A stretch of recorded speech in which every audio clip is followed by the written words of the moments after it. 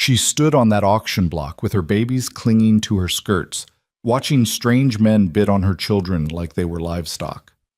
The auctioneer's gavel was about to fall, about to rip her 7-year-old son from her arms forever, when a dusty cowboy pushed through the crowd and spoke 5 words that would change everything.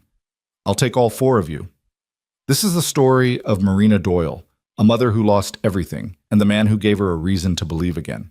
Stay with me until the end and comment what city you're watching from.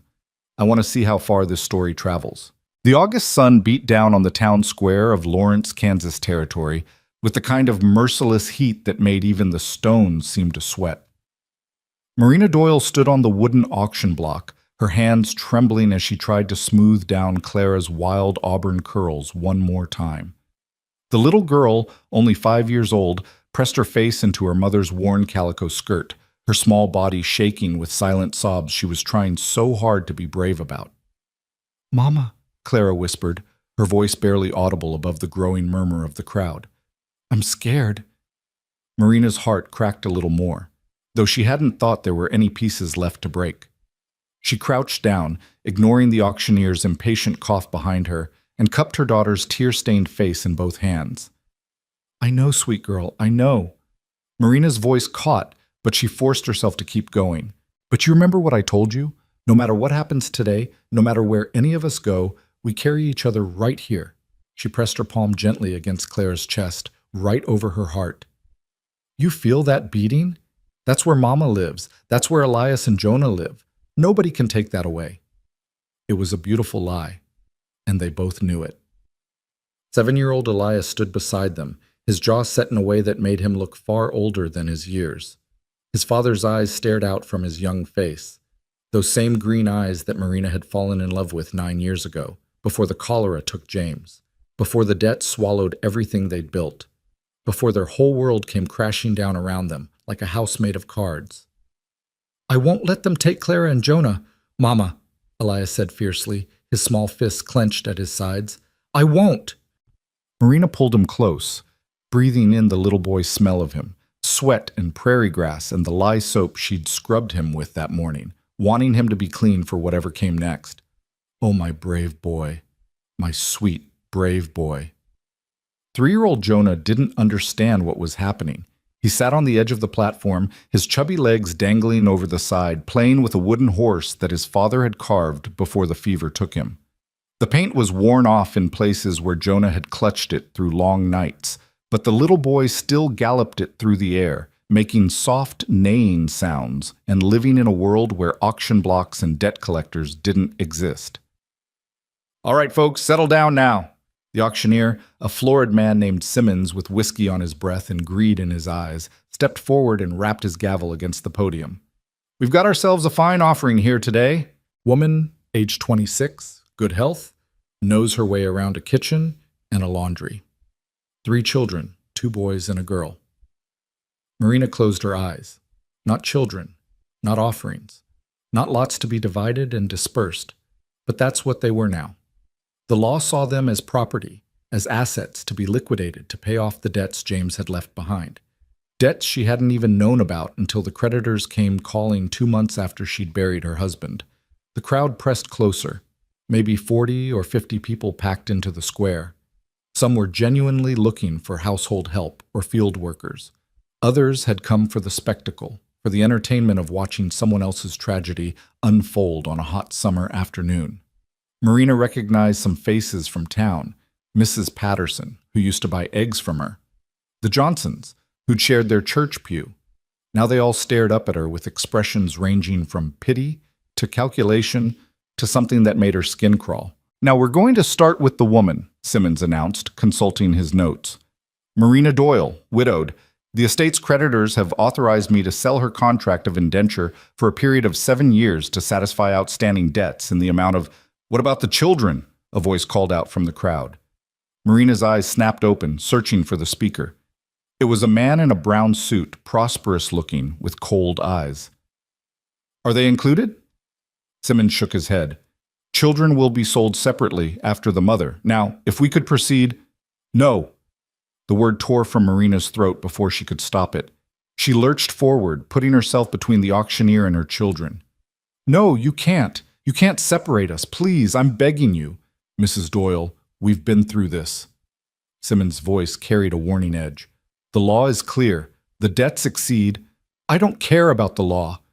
Marina's voice rose, high and desperate. Several people in the crowd shifted uncomfortably. They're babies. They're babies. Elias is 7 years old. Clara still has nightmares.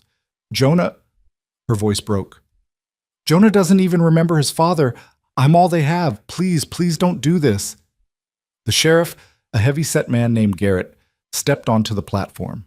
His hand rested on the pistol at his belt, not threatening exactly, but making his presence known. Ma'am, you need to compose yourself. This is difficult. I know, but the law. Damn the law! Marina's eyes blazed. She knew she was making it worse, knew she should stay quiet and submissive and hope for mercy. But the thought of watching her children dragged away to separate fates, she couldn't breathe. She actually couldn't breathe. Her chest felt like it was being crushed by an invisible hand. Elias grabbed her skirt. Mama, don't. You're scaring Jonah. She looked down and saw that it was true. Jonah had dropped his wooden horse and was staring up at her with huge, frightened eyes, his lower lip trembling. Clara was crying in earnest now, great hiccuping sobs that shook her whole body. Marina forced herself to take a breath, then another. She sank to her knees on the platform, gathering all three children into her arms, holding them as tightly as she could. This might be the last time. This might be the very last time she ever held them all together. I love you, she whispered fiercely into their hair. I love you more than the sky, more than the stars, more than every breath I've ever taken. Don't you ever forget that. Don't you ever... Mrs. Doyle? The sheriff's voice was gentler now, but firm. It's time. Two men stepped forward to help her to her feet. Their hands weren't rough, but they were insistent. Marina stood on shaking legs, still trying to keep herself between her children and whatever came next. Let's start the bidding at $50, Simmons called out, his gavel raised. $50 for 7 years of contracted service? Do I hear 50? $50. A woman near the front raised her hand. Marina recognized her, Mrs. Thornhill, who ran a boarding house on the edge of town. A decent woman, by all accounts. Marina felt a small flutter of hope. If she could be close to town, maybe she could find a way to... 60! Another voice, male this time. 75! 80! The bids came faster, and Marina watched in a daze as her worth was calculated in dollars and cents. 85. 90. 100. The numbers climbed, and with each one, she felt more like an animal at a cattle auction, being assessed for her working capacity and years of useful service. $125! Mrs. Thornhill's voice rang out clear and determined. $150! The man in the brown suit again. Something about him made Marina's stomach turn. She'd seen men look at horses that way, evaluating, possessive, already imagining ownership. Going once at $150, Simmons intoned. Going twice? Wait! Elias's voice, high and clear, cut through the proceedings. The 7-year-old had stepped forward, standing at the very edge of the platform. His face was pale, but resolute. You can't just sell our mama. What about us? What's going to happen to us? A murmur ran through the crowd. Some people looked uncomfortable. Others shook their heads at the interruption. Son, you need to step back, Sheriff Garrett said, not unkindly. This is adult business. I'm not your son, Elias said, his voice trembling but defiant. And it's my business if you're taking my mama away. Who's going to take care of us? Who's going to... The children will be placed appropriately, Simmons said with forced patience. Now, if we could... You're going to sell us too, aren't you? Elias's eyes were bright with unshed tears, but his chin was up. Just like you're selling Mama. You're going to sell us to different people. You're going to split us up. The silence that followed was deafening. Even Simmons seemed at a loss for words. Finally, he cleared his throat. The children will be, The creditors have authorized separate sales to maximize the return on... No! Elias lunged forward, but Marina caught him. She pulled him back against her, her arms locked around his chest as he struggled. No, you can't. We're a family. We're supposed to stay together. Mama! Clara was screaming now. reaching for her mother as one of the sheriff's deputies moved to separate them. "Mama, don't let them take me, please!"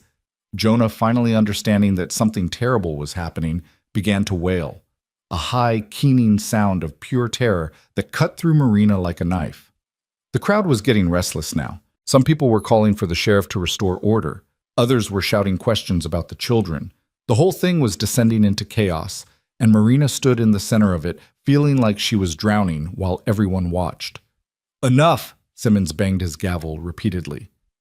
"Sheriff, please remove the children from the platform so we can proceed." "No!" Marina screamed. She wrapped her arms around all three children, trying to shield them with her body. "No, please, just give me a minute. Just one more minute. Ma'am, you're only making this harder." The sheriff reached for Elias, and Marina's hand shot out, grabbing the boy's arm. "Don't touch him! Don't you dare! Mrs. Doyle, I'll work double, triple. Please, there has to be another way. Whoever buys my contract, I'll work twice as hard. The creditors want cash, not promises," Simmons said coldly. "Now, can we please?" "I'll take the boy," the man in the brown suit called out. He'd moved closer to the platform, and now Marina could see his face clearly. There was something hungry in his expression that made her blood run cold. "Strong-looking lad. I could use help on my farm. How much for him?" "No," Marina whispered. "No, please." "We'll auction the children separately after the mother's contract is settled," Simmons said. "Now, we had a bid of $150. Do I hear $175? Mrs. Thornhill again, her face tight with sympathy but also calculation. She was running a business, after all. $200! Marina's vision was blurring. She couldn't tell if it was from tears or from the suffocating panic that was making it hard to draw breath. She pressed her face into Elias's hair, trying to memorize the feel of him, the smell of him, knowing that in a few minutes, $250!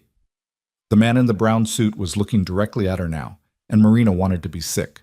"Going once at $250, Simmons said. Going twice. Wait!" A new voice, deep and rough, cut through the noise. "I got a question before you finish this."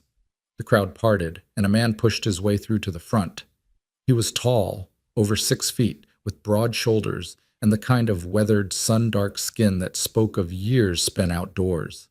His clothes were dusty from travel, worn canvas pants, scuffed leather boots, a faded blue shirt rolled up to reveal corded forearms. A wide-brimmed hat was pulled low over his eyes, shadowing his face, but Marina could see a strong jaw covered in several days' worth of dark stubble. He moved with the easy, rolling gait of someone who spent more time in a saddle than on his feet. And as he came closer, Marina noticed his hands, scarred and calloused, the hands of a working man. A gun belt hung at his hip, the holster well-worn but the weapon clean and cared for. "And you are?" Simmons asked, irritation clear in his voice. The stranger stopped at the edge of the platform, tilting his head back to look up at them. For just a moment, his eyes met Marina's, dark gray, like storm clouds, with something unreadable in their depths. "Calder Rhodes," the man said simply. "I'm a horse breeder, got a ranch about 15 miles north of here, and I got a question about your auction." "This isn't really the time. You're selling them separate," Calder said, his voice calm but carrying a weight that made people listen. "The mother and the children, that right?" Simmons sighed. "Yes, that's correct.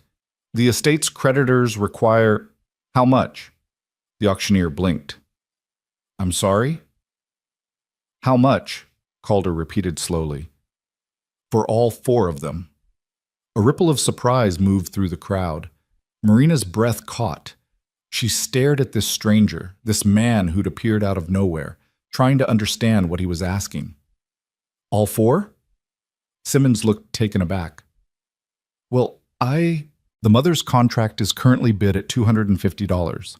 The children would be auctioned separately, so I couldn't say—" "Take a guess," Calder said. His hand rested on the platform's edge, relaxed but somehow commanding attention. "You're a numbers man. You know what they'd likely bring separately. So tell me, what's the total debt?" Simmons consulted his papers, his fingers trembling slightly. "The estate owes $412, but if we sell them separately, we could likely exceed that amount. The boy alone might bring—" "I'm not asking what you might get," Calder interrupted. I'm asking what the debt is. 412? Plus the auctioneer's fee, which is 10% of, so about 450, give or take. Calder's eyes hadn't left Marina's face. That cover everything? Pay off every creditor? Clear the whole debt? Well, yes, I suppose it would, but then here's my bid. Calder reached into his pocket and pulled out a leather pouch. He loosened the drawstring and poured a stream of coins onto the platform with a heavy clink of metal on wood. Gold coins glinted in the afternoon sun. $500, cash, for all four of them, the mother's contract and all three children. The crowd exploded into noise. People were shouting questions, pressing forward to get a better look. Marina's heart was hammering so hard she thought it might burst right out of her chest. She clutched her children tighter, afraid to hope, afraid to even breathe. Now hold on! The man in the brown suit pushed forward angrily. You can't just... The children haven't even been offered yet. I had a bid on the boy. And I'm making a bid on all of them, Calder said calmly. Before they're split up. That's legal, ain't it? He looked at the sheriff. Man can make a bid on what's being sold, can't he? Sheriff Garrett looked uncomfortable. Well, technically, I suppose if the creditors would accept... The creditors want their money, Calder said. I'm offering more than they're owed right here, right now. Gold coin, no promises, no payment plans, just cash. But the proper procedure... Simmons was floundering now, looking between the money, the crowd, and the sheriff. The proper procedure is to satisfy the debt, Calder said. There was steel beneath his calm tone now. That's what this is about, isn't it? Collecting what's owed? Well, I'm offering to clear the whole thing in one transaction. Seems to me that's the best outcome for everyone. It's irregular, Simmons protested. But is it illegal? Calder pressed. Because if it's just irregular, I don't really give a damn. Those creditors want their money or not. Simmons looked at the gold coins. $500 was a substantial sum, more than he'd expected to get from the four sales combined. The creditors would be satisfied and he'd get his percentage either way. After a long moment, he deflated slightly. I suppose I could send a runner to the primary creditor, get authorization, but I can't promise. You've got authorization right there, Calder gestured to the coins. That's more than enough to cover every debt and then some. What's left over goes to her. He nodded at Marina. For her and the children to start over with. Marina couldn't speak. She physically couldn't make words come out. This stranger, this man she'd never seen before, was offering to buy her freedom and keep her children with her? It couldn't be real. Things like this didn't happen, not in the real world, not to women standing on auction blocks watching their families get torn apart. Why? The word finally forced itself past her lips, barely more than a whisper. Why would you do this? Calder's eyes met hers again, and for a moment everyone else seemed to fade away. His expression was serious, honest, with something in it that Marina couldn't quite name. Because it's wrong, he said simply. Selling folks off separate when they belong together, it's wrong. I don't care what the law says. I don't care what the debts are. Some things are just wrong, and this is one of them. But you don't even know us, Marina said. Tears were streaming down her face now, though she barely noticed. We're strangers to you. Why would you... Don't have to know you to see that those babies need their mama, Calder said. And you need them. That's plain as day. So here's what's going to happen. He raised his voice, addressing the whole crowd now. I'm buying their freedom. All four of them. I'm offering enough to clear the debts and then some. And then I'm taking them to my ranch where they'll have a roof over their heads, food in their bellies, and nobody's going to separate them ever again. That acceptable to everyone? I want the boy. The man in the brown suit tried one more time, his face red with anger. I had a bid on... You don't get the boy, Calder said, and now his voice had gone cold, dangerous even. He turned to face the other man fully, and Marina saw his hand drift unconsciously toward the gun at his hip.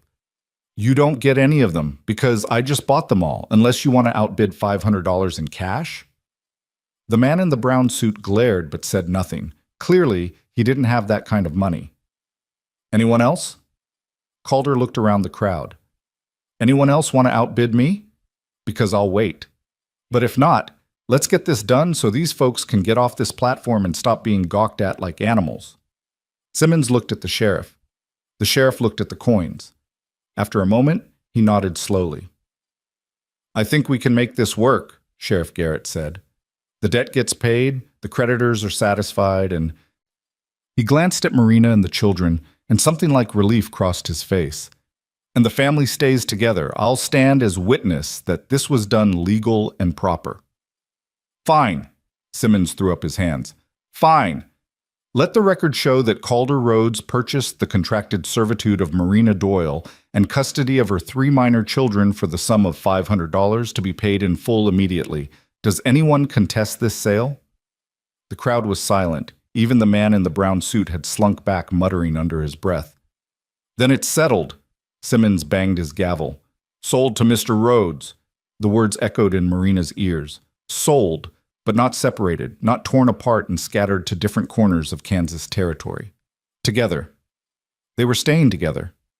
Her knees buckled, and she would have fallen if not for the sheriff's quick hand on her elbow, steadying her. Elias was crying now, great shuddering sobs of relief. Clara had buried her face in her mother's skirt, her whole body shaking. Even little Jonah seemed to sense that something important had happened, clinging to Marina's leg with both arms. Calder climbed up onto the platform, and suddenly he was right there in front of her, even taller up close. He smelled like leather and horse and open prairie. His expression was unreadable as he studied her and the children. "You all right?" he asked quietly. Marina tried to answer, but nothing came out. She tried again. I don't understand why." "Don't have to understand it," Calder said. "Just have to accept it. Can you do that?" She nodded, still not quite believing this was real. Calder crouched down, bringing himself to eye level with Elias. The boy looked back at him warily, his face streaked with tears, but his jaw still set in that stubborn line. "What's your name, son?" "Elias," the boy said. "Elias Doyle. And I'm not your son." "Fair enough," Calder said, not taking offense. "You got any brothers or sisters besides these two?" "Just Clara and Jonah." Elias moved protectively closer to his younger siblings. "And our mama. We stay together." "That's right," Calder agreed. "You stay together. That's the whole point of this. I'm not splitting you up. Your mama's coming with us. Your sister and brother too. All 4 of you together. Understand?" Elias studied him suspiciously. "Why? What do you want from us?" It was a disturbingly adult question from a 7-year-old, and it made Calder's expression tighten for just a moment. "Fair question," he said after a pause. "Here's the truth. I got a ranch about 3 hours' ride from here. It's a decent spread. I breed horses, raise a few cattle. I do all right. But it's a lot of work for one man, and my housekeeper died this past spring. Place is falling apart without someone to manage the house and the garden and the cooking. Your mama's going to work for me, not as property, but for wages. Fair wages. And you kids will have a home, food, and a safe place to grow up. That's what I want. Help running my ranch, and in return you get security. Sound fair?" Elias looked at his mother, uncertainty in his eyes. Marina was still trying to process everything, trying to find the catch, the hidden trap in this stranger's offer. But there was something in Calder Rhodes's face, a straightforward honesty that was hard to fake. "What about after 7 years?" Marina finally found her voice, hoarse but steady. "The contract, after 7 years you're free to go wherever you please," Calder said, standing back up to face her. "Or stay if you want. That'll be your choice. But either way, your wages will be your own.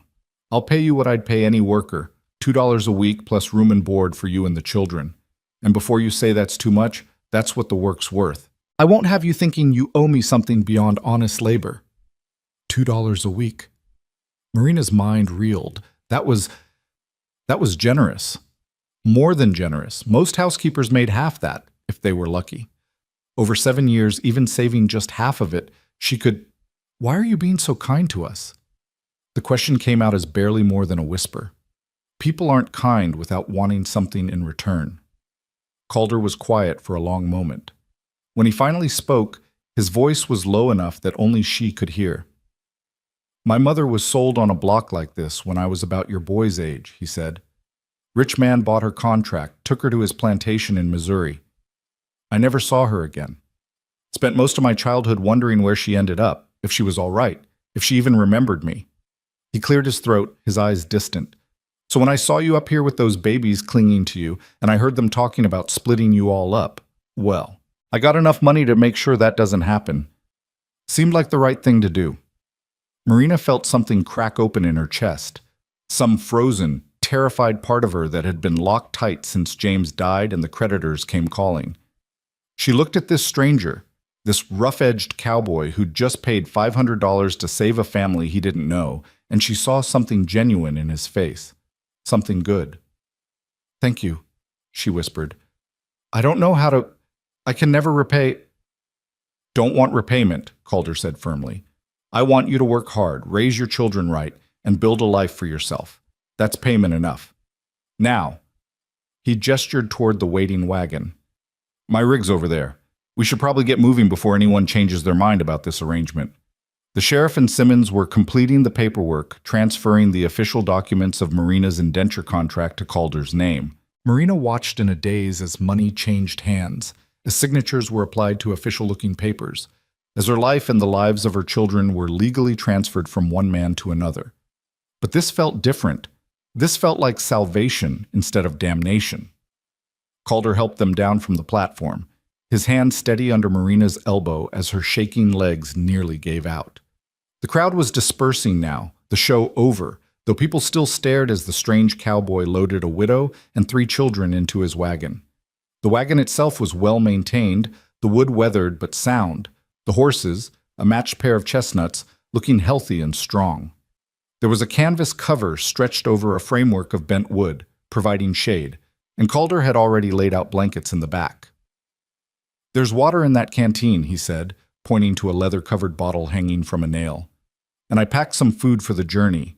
It's about 3 hours to the ranch, maybe a bit more with the little ones. Make yourselves as comfortable as you can." Marina lifted Jonah into the wagon, then Clara. Elias climbed up on his own, still watching Calder with wary eyes. Marina was about to pull herself up when Calder appeared at her side. "Let me help you, ma'am." His hand was warm and solid as he steadied her, and Marina found herself looking directly into his face for the first time. He was younger than she'd first thought, maybe 30, 32 at most. His face was all strong lines and weathered skin, with crow's feet at the corners of his eyes from squinting into the sun. There was a scar cutting through his left eyebrow, and another along his jaw. But his eyes, those storm-gray eyes, were kind. "Thank you," Marina said again, because she didn't know what else to say. Calder just nodded and moved to the front of the wagon, climbing up onto the driver's seat with easy grace. He took up the reins, clicked his tongue to the horses, and just like that, they were moving. Marina settled back against the blankets, pulling all 3 children close to her. Jonah immediately curled into her lap, exhausted from all the crying. Clara pressed against her side, her small hand clutched tight in Marina's skirt. Elias sat on her other side, still tense, still watching everything with those 2 old eyes. As the wagon rolled out of Lawrence, leaving behind the auction block and the crowd and the life Marina had known, she watched the town disappear behind them. Part of her couldn't believe this was real. Part of her kept waiting to wake up, to find herself still standing on that platform with strange men bidding on her children. But the wagon was solid beneath her. The children were warm in her arms.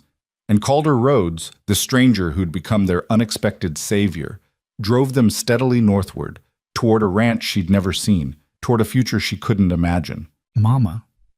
Elias's voice was small. "Are we really going to be okay?" Marina looked down at her eldest son, at the fear and hope warring in his young face, and she made a decision. She would choose to believe, she would choose to trust, because what other choice did she have? "Yes, baby," she said softly, pressing a kiss to his forehead. "Yes, I think we are." The prairie stretched out before them, endless and golden in the late afternoon sun, and for the first time in months, Marina Doyle allowed herself to hope that maybe, just maybe, they'd found someone who would keep them safe. The wagon rolled on, carrying them toward whatever came next. The sun was sinking toward the horizon, painting the Kansas prairie in shades of amber and gold. When Calder finally turned the wagon off the main trail onto a narrow dirt road, Marina had been watching the landscape change for the past hour, the flat grasslands gradually giving way to gentle rolling hills, clusters of cottonwood trees marking the presence of water, and in the distance, the dark line of what might be a river or creek. Jonah had fallen asleep in her lap, his thumb stuck firmly in his mouth despite her attempts over the years to break him of the habit. Clara dozed fitfully against her side, occasionally jerking awake with a small cry before Marina could soothe her back to sleep. Only Elias remained vigilant, sitting upright and watching everything with those sharp green eyes that missed nothing. "Is that it?" Elias asked suddenly, pointing ahead. Marina followed his gaze and felt her breath catch. Nestled in a shallow valley between two hills surrounded by a split-rail fence that seemed to go on forever, was a sprawling ranch. The main house was a sturdy two-story structure built from weathered timber, with a wide porch wrapping around the front and side. Smoke curled lazily from the chimney. Behind the house, she could see a large barn, several outbuildings, and what looked like a series of corrals where horses moved like dark shadows in the fading light. "That's home," Calder called back over his shoulder. "Rhodes Ranch. Been in my family for about 15 years now. My father homesteaded it, and when he passed, it came to me." The wagon rattled down the road, and as they drew closer, Marina could see more details. The house needed paint, she noticed, and several of the porch boards looked like they might be loose. The garden that stretched along the south side of the house was overgrown, more weeds than vegetables, though she could see the remnants of what had once been carefully tended rows, laundry hung on a line, and Marina's practiced eye noted that the shirts and pants had been hung haphazardly, without attention to proper spacing or arrangement. A place that needed a woman's touch, she thought. A place that had been missing one. As they pulled into the yard, a man emerged from the barn, older than Calder, maybe 50, with gray hair and a weathered face that spoke of decades spent outdoors. He raised a hand in greeting and walked over to meet the wagon. "Calder," the man said, his eyes moving from the driver to the wagon's cargo with undisguised curiosity. "Wasn't expecting you back until tomorrow." "Plans changed, Dutch." Calder set the brake and climbed down, stretching his back with an audible crack. "Found what I needed in Lawrence sooner than expected." Dutch's eyes settled on Marina and the children, and his expression shifted from curiosity to understanding. "I see. Well then," he stepped forward, offering Marina a calloused hand. "Name's Dutch Keller. I'm the ranch foreman here. Been working with Calder since his father's time." Marina carefully shifted Jonah's sleeping weight and took the offered hand. "Marina Doyle, and these are my children, Elias, Clara, and Jonah." "Ma'am." Dutch nodded respectfully. "Kids, welcome to Rhodes Ranch." Calder was already moving around to the back of the wagon, reaching up to help Marina down. His hands were strong and sure as they circled her waist, lifting her and Jonah down as if they weighed nothing at all.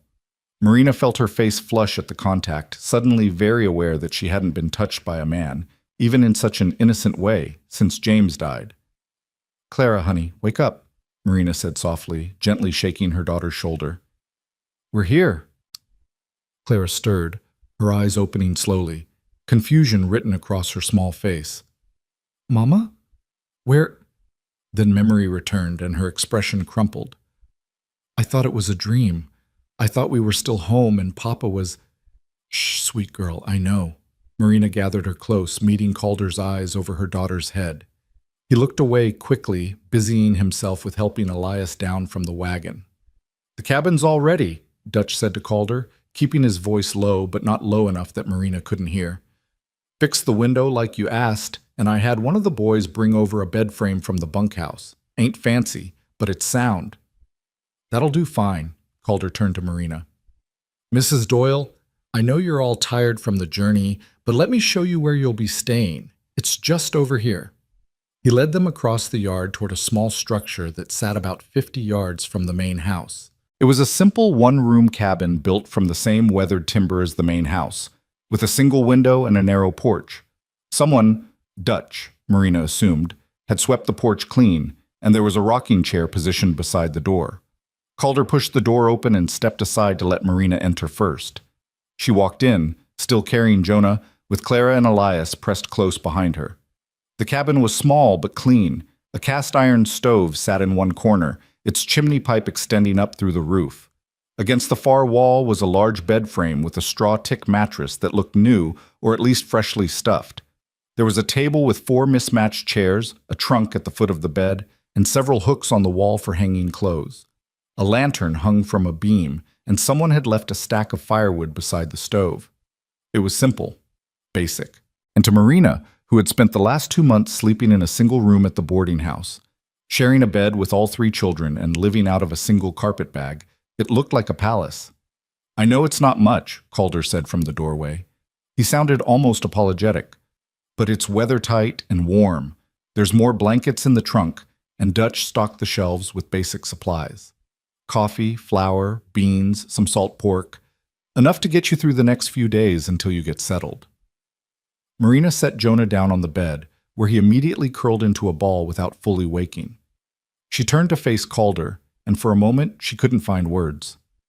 This stranger had given them more than shelter. He'd given them dignity. "It's perfect," she finally managed. "Mr. Rhodes, I don't know how to thank you. Already told you, don't need thanks." He shifted his weight, clearly uncomfortable with her gratitude. "Just need you to be comfortable and ready to work come morning.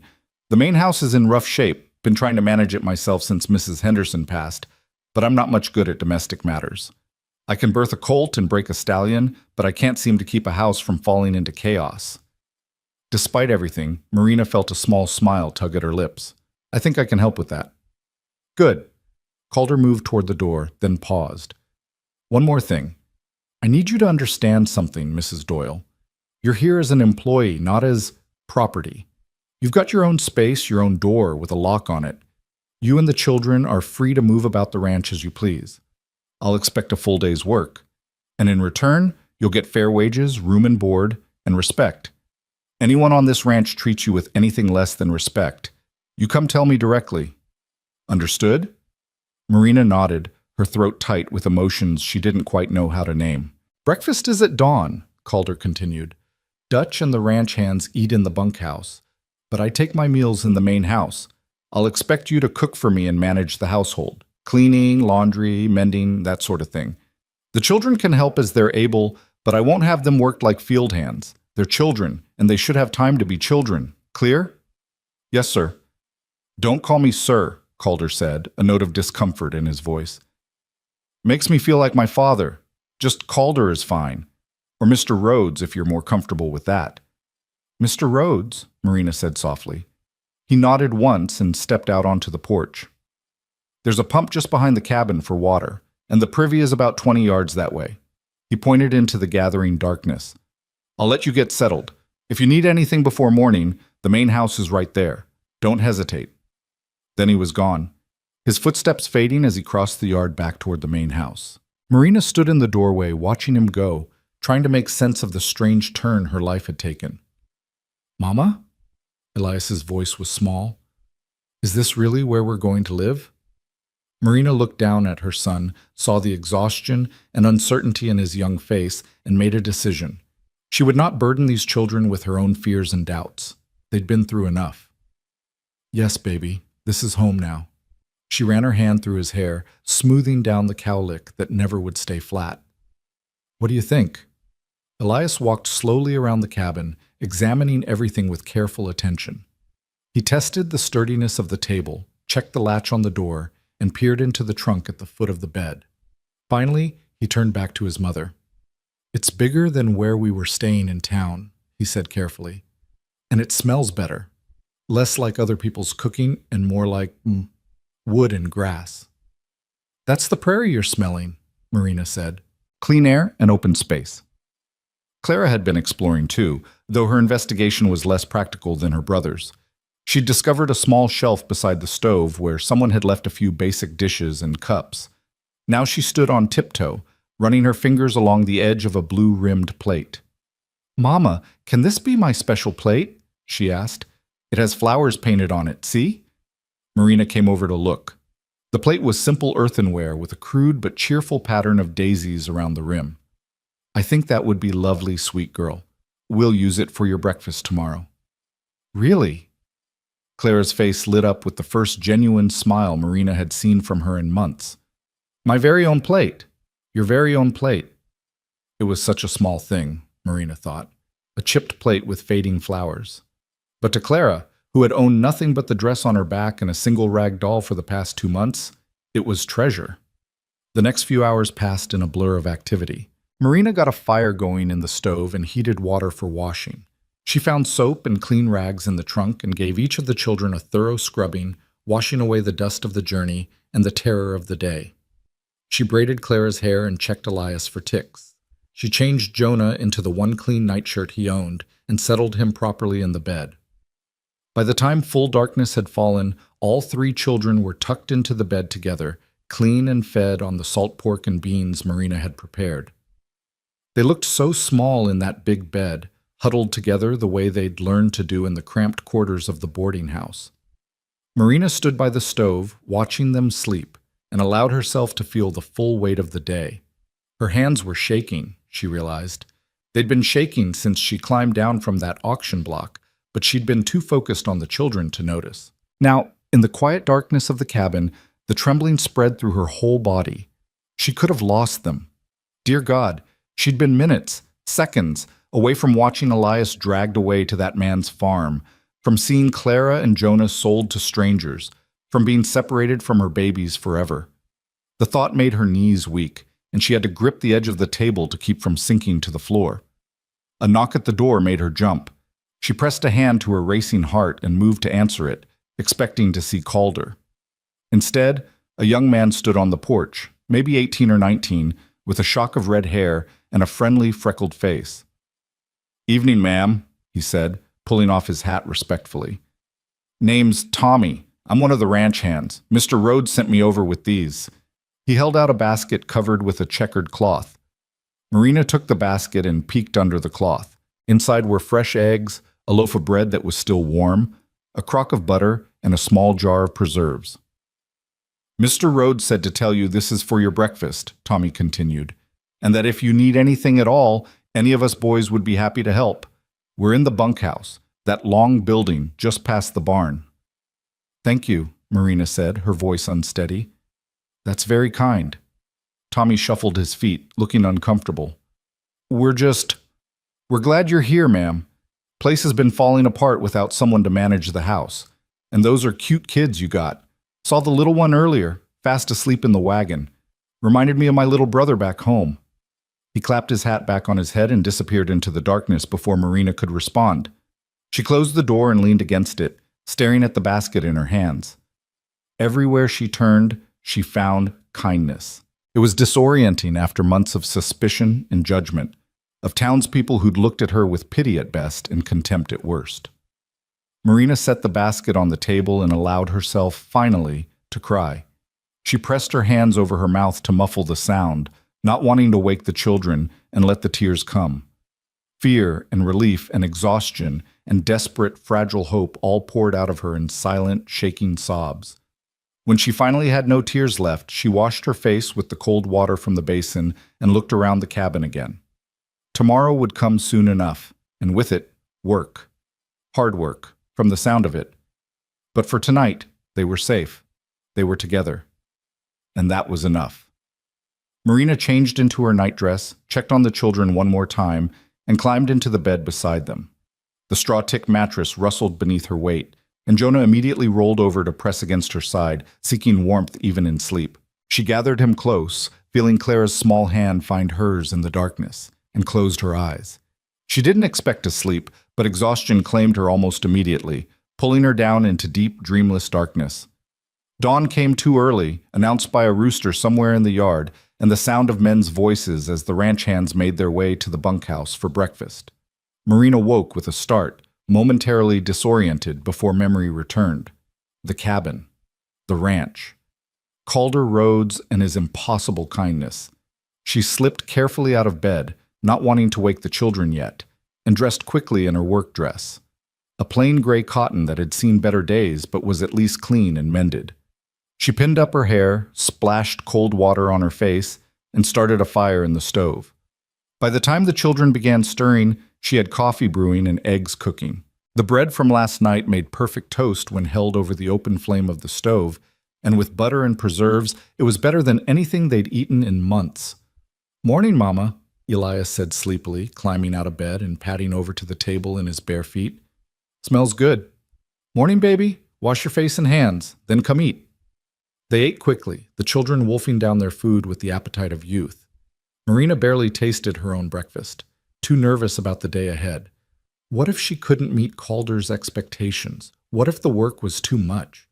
What if he realized he'd made a mistake and... She forced herself to stop that line of thinking. One day at a time, one task at a time. That was how she'd survived the past few months, and that was how she'd survived this too. A knock at the door came just as they were finishing. Marina opened it to find Dutch standing on the porch, his hat in his hands. "Morning, Mrs. Doyle." "Calder wanted me to show you around the main house this morning, explain where things are and what needs doing. The children are welcome to come along or stay here, whatever you think best." "They'll come with me," Marina said immediately. She wasn't ready to let them out of her sight, not yet. Maybe not ever again. Dutch led them across the yard to the main house. Up close, Marina could see just how much work the place needed. The porch boards creaked alarmingly under their feet, and the door stuck in its frame when Dutch pushed it open. Inside was chaos. The front room, which seemed to serve as both parlor and dining area, was cluttered with papers, tools, pieces of tack, and various items that clearly had no business being in a living space. Dust covered every surface. The windows were so dirty that the morning light came through in murky streams. "Like I said," Dutch's voice was apologetic, "we've let things go.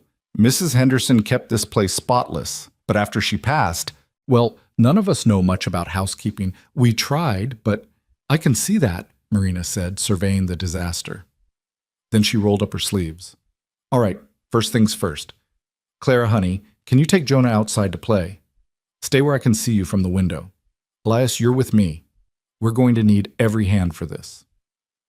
Over the next several hours, Marina threw herself into the work with a determination that bordered on ferocity. She needed this, needed the physical labor, the tangible results, the sense of purpose. Elias helped her carry load after load of items that didn't belong in the house out to the porch, where Dutch sorted them and carried them to their proper places. Clara swept while Jonah played with his wooden horse in a patch of sunlight on the porch. Marina scrubbed floors, washed windows, beat rugs, and organized shelves. The kitchen was the worst.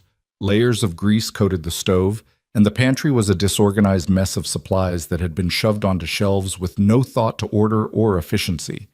But Marina had grown up helping her mother run a household, and she knew how to bring order from chaos.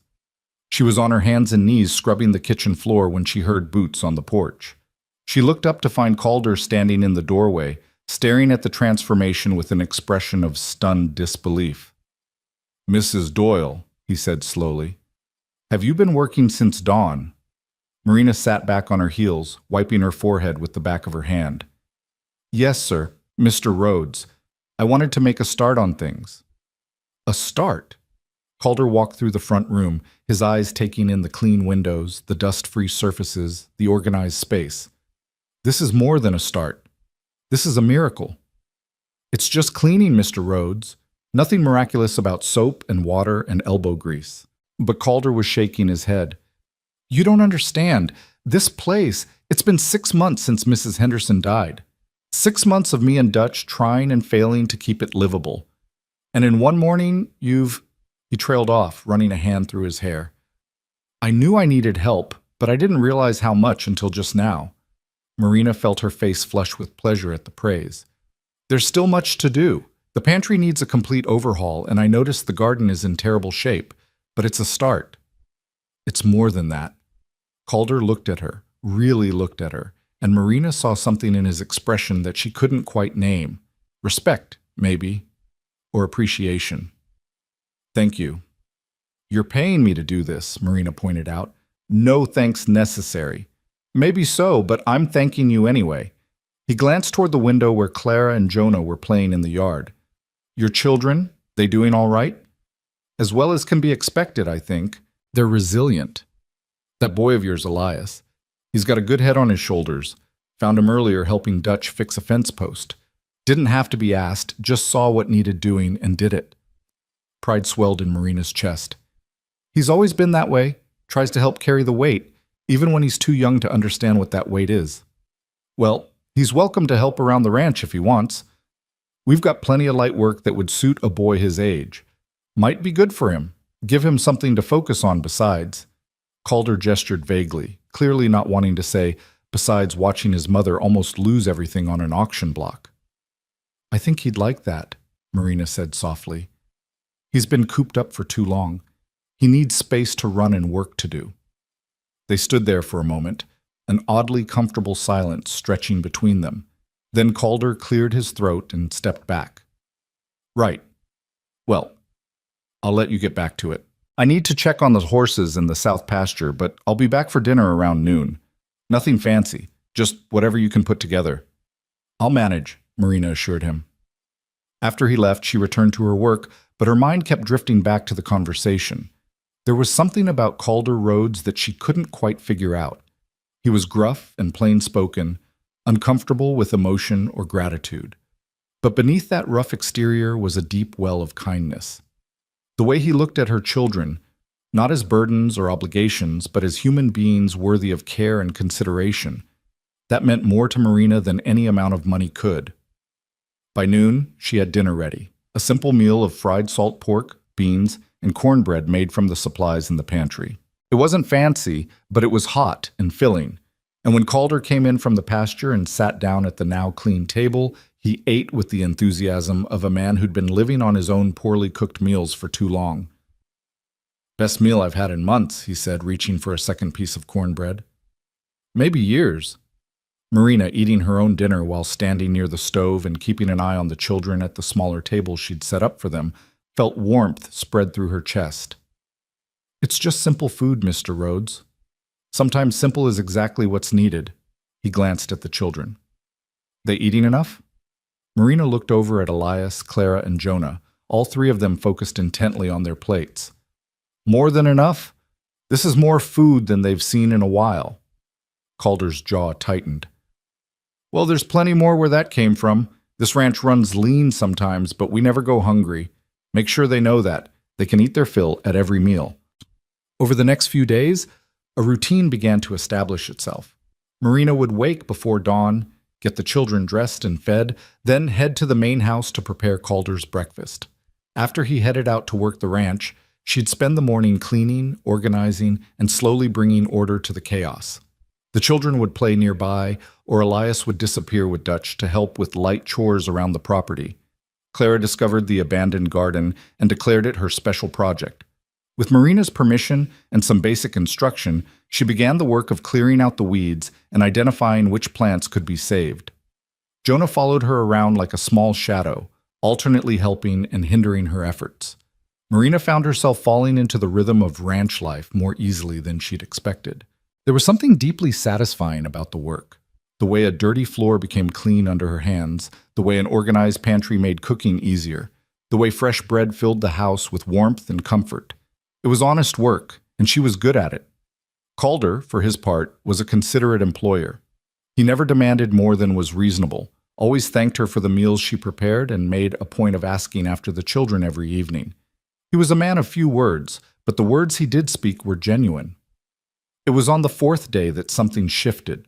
Marina was in the kitchen preparing dinner when she heard a commotion from outside, raised voices and what sounded like Elias shouting. She dropped the spoon she'd been holding and ran for the door, her heart in her throat. In the yard, she found Elias backed up against the barn wall, his face streaked with tears of fury, while one of the ranch hands, a man she'd seen around but hadn't been introduced to, loomed over him. The man was big, well over 6 feet and heavy with muscle, and he looked angry. "What's going on here?" Marina demanded, moving toward her son. "Your boy," the ranch hand said, his voice rough with irritation. "Just cost me a week's wages."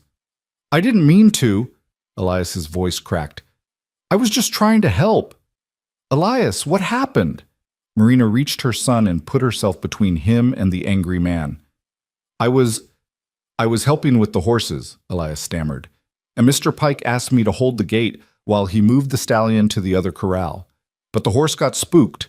and he ran past me, and now he's loose, and that stallion's worth more than you'll make in 5 years, boy, Pike snarled. If he gets hurt or runs off the property, it comes out of my pay. Do you understand that? Back off. The command came from behind them, and Marina turned to see Calder striding across the yard, his expression thunderous. Pike, step away from the boy. Now. Pike hesitated, then moved back, but his face was still twisted with anger. Calder, that boy of hers let Red Devil loose. If we lose that horse, we're not going to lose the horse, Calder said calmly. Tommy and Dutch are already tracking him.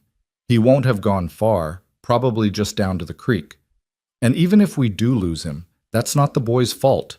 You shouldn't have put a 7-year-old in charge of holding a gate for an unbroken stallion in the first place. What were you thinking? I was thinking I needed an extra hand, and he was offering. He's a child, Pike, a child trying to be helpful. If that horse gets loose, that's on you for poor judgment, not on him. Calder's voice had gone cold. Now get out to the south pasture and help find Red Devil. And Pike, if I ever see you looming over one of these children again, you'll be looking for work elsewhere. Are we clear? Pike glared but nodded once before stalking off toward the pasture. Marina felt Elias trembling against her side and pulled him close. I'm sorry, Elias whispered. I'm so sorry, Mama. I was just trying to help. I thought, shh, baby, it's all right. She looked up at Calder. Mr. Rhodes, I apologize. I should have. You have nothing to apologize for, Calder said firmly. He crouched down to Elias's level. Son, you listening to me? Elias nodded miserably. You made a mistake, that's all. Everyone makes mistakes, especially when they're learning. The important thing is that you were trying to help, and that tells me you've got character. But from now on, before you take on any task with the animals, you check with me or Dutch first. Some of these horses are dangerous, even for experienced hands. Understood? Yes, sir, Elias said quietly. Good. Calder stood back up, and Marina saw something in his face soften as he looked at her son. Why don't you come with me? We'll go check on the chickens. That's a job that's hard to mess up, and we need someone to collect the eggs anyway. Your mama could probably use them for baking. Elias looked up at Marina, asking silent permission. She nodded, and the boy moved cautiously to Calder's side. Together, they walked toward the chicken coop, Calder's hand resting briefly on Elias's shoulder in a gesture of reassurance. Marina stood in the yard, watching them go, and felt something shift in her chest. This man, this rough, plain-spoken cowboy who'd bought them off an auction block, was treating her son with more kindness and patience than his own father had sometimes managed. James had loved his children, but he'd been stern, quick to judge, and slow to forgive mistakes. Calder was different. Harder on the outside, perhaps, but with a gentleness at his core that he tried to hide. That night, after the children were asleep and the cabin was quiet, Marina sat in the rocking chair on the porch and let herself think about the future for the first time in months. 7 years of her contract stretched ahead. 7 years of working on this ranch, raising her children in this small cabin, seeing Calder Rhodes every day. It should have felt like a prison sentence. Instead, sitting there in the warm darkness with the sound of crickets singing in the grass and the stars bright overhead, it felt like the first real home she'd had since James died. And that realization, more than anything else that had happened in the past few days, terrified her. Because Marina Doyle had learned the hard way that good things didn't last, that safety was an illusion, that trusting someone, anyone, was a luxury she couldn't afford. But as she sat there in the darkness, listening to the peaceful sounds of the ranch settling in for the night, she found herself wanting to believe, wanting to trust, wanting to hope that maybe, just maybe, they'd finally found a place where they could heal. Inside the cabin, Jonah cried out in his sleep, and Marina went to him, soothing him back to dreams. Tomorrow would bring more work, more challenges, more opportunities to prove herself. But for tonight, they were safe. And for now, that was enough. The weeks passed with the swiftness that surprised Marina. June melted into July, and the Kansas summer settled over the ranch like a heavy blanket, bringing with it long days of work and longer evenings filled with the sound of cicadas and the children's laughter. The cabin that had seemed so strange on that first night now felt familiar, lived in, and the rhythms of ranch life had become as natural as breathing. Clara's garden was flourishing under her devoted attention. The little girl would spend hours crouched among the rows, her dress stained with dirt, carefully tending to the tomato plants and beans and squash that were finally beginning to produce. She'd created a small scarecrow from straw and old clothes that Calder had given her, and she'd named it Mr. Friendly, because, as she explained seriously to her mother, he needs to be nice to the birds even while he's scaring them away, Mama. Otherwise, it's just mean. Elias had become Dutch's shadow, following the older man around the ranch and soaking up everything he could learn about horses and cattle and the 100 small tasks that kept a ranch running. The incident with Red Devil, who had been found peacefully drinking from the creek and returned to his corral without incident, had made Elias more cautious, but it hadn't dampened his eagerness to help. If anything, he seemed determined to prove himself, to show that he could be trusted with responsibility. Even Jonah was thriving. The little boy who had spent months cooped up in a single room at the boarding house now ran wild through the ranch yard, his face tanned and his legs growing strong from constant motion. He followed Clara around the garden, helped his mother gather eggs from the chicken coop, and had developed an absolute fascination with the horses that sometimes worried Marina. More than once, she'd found him standing at the corral fence, his small hands stretched through the rails, trying to touch the massive animals on the other side. Marina herself had transformed the main house. What had been chaos was now order, every room scrubbed clean, every surface organized, every window sparkling in the sunlight. She'd mended the curtains, beaten the rugs until they were nearly their original colors, and polished the furniture until it gleamed. The pantry was a marvel of efficiency, every ingredient labeled and stored properly, and her bread, which she baked fresh every other day, had become something of a legend among the ranch hands. Calder never said much about the changes, but Marina had learned to read the small signs of his approval, the way he paused in the doorway of the front room, his eyes taking in the transformation, the satisfied sound he made when he bit into a piece of her fried chicken, the fact that he'd started taking his evening coffee on the porch instead of retreating immediately to his room, as if he finally found the house comfortable enough to linger in. They'd fallen into an easy routine, the two of them. Marina would have his breakfast ready at dawn. They'd exchange a few words about the day's plans, and then he'd disappear into the work of running the ranch. She'd spend the day managing the household, preparing meals, and keeping an eye on the children. In the evening, they'd share dinner, Calder at the main table, Marina and the children at the smaller one she'd set up near the kitchen. And then he'd head out to check on the animals one more time, while she cleaned up and got the children ready for bed. It was a professional relationship, proper and distant, and Marina told herself that was exactly how it should be. She was his employee.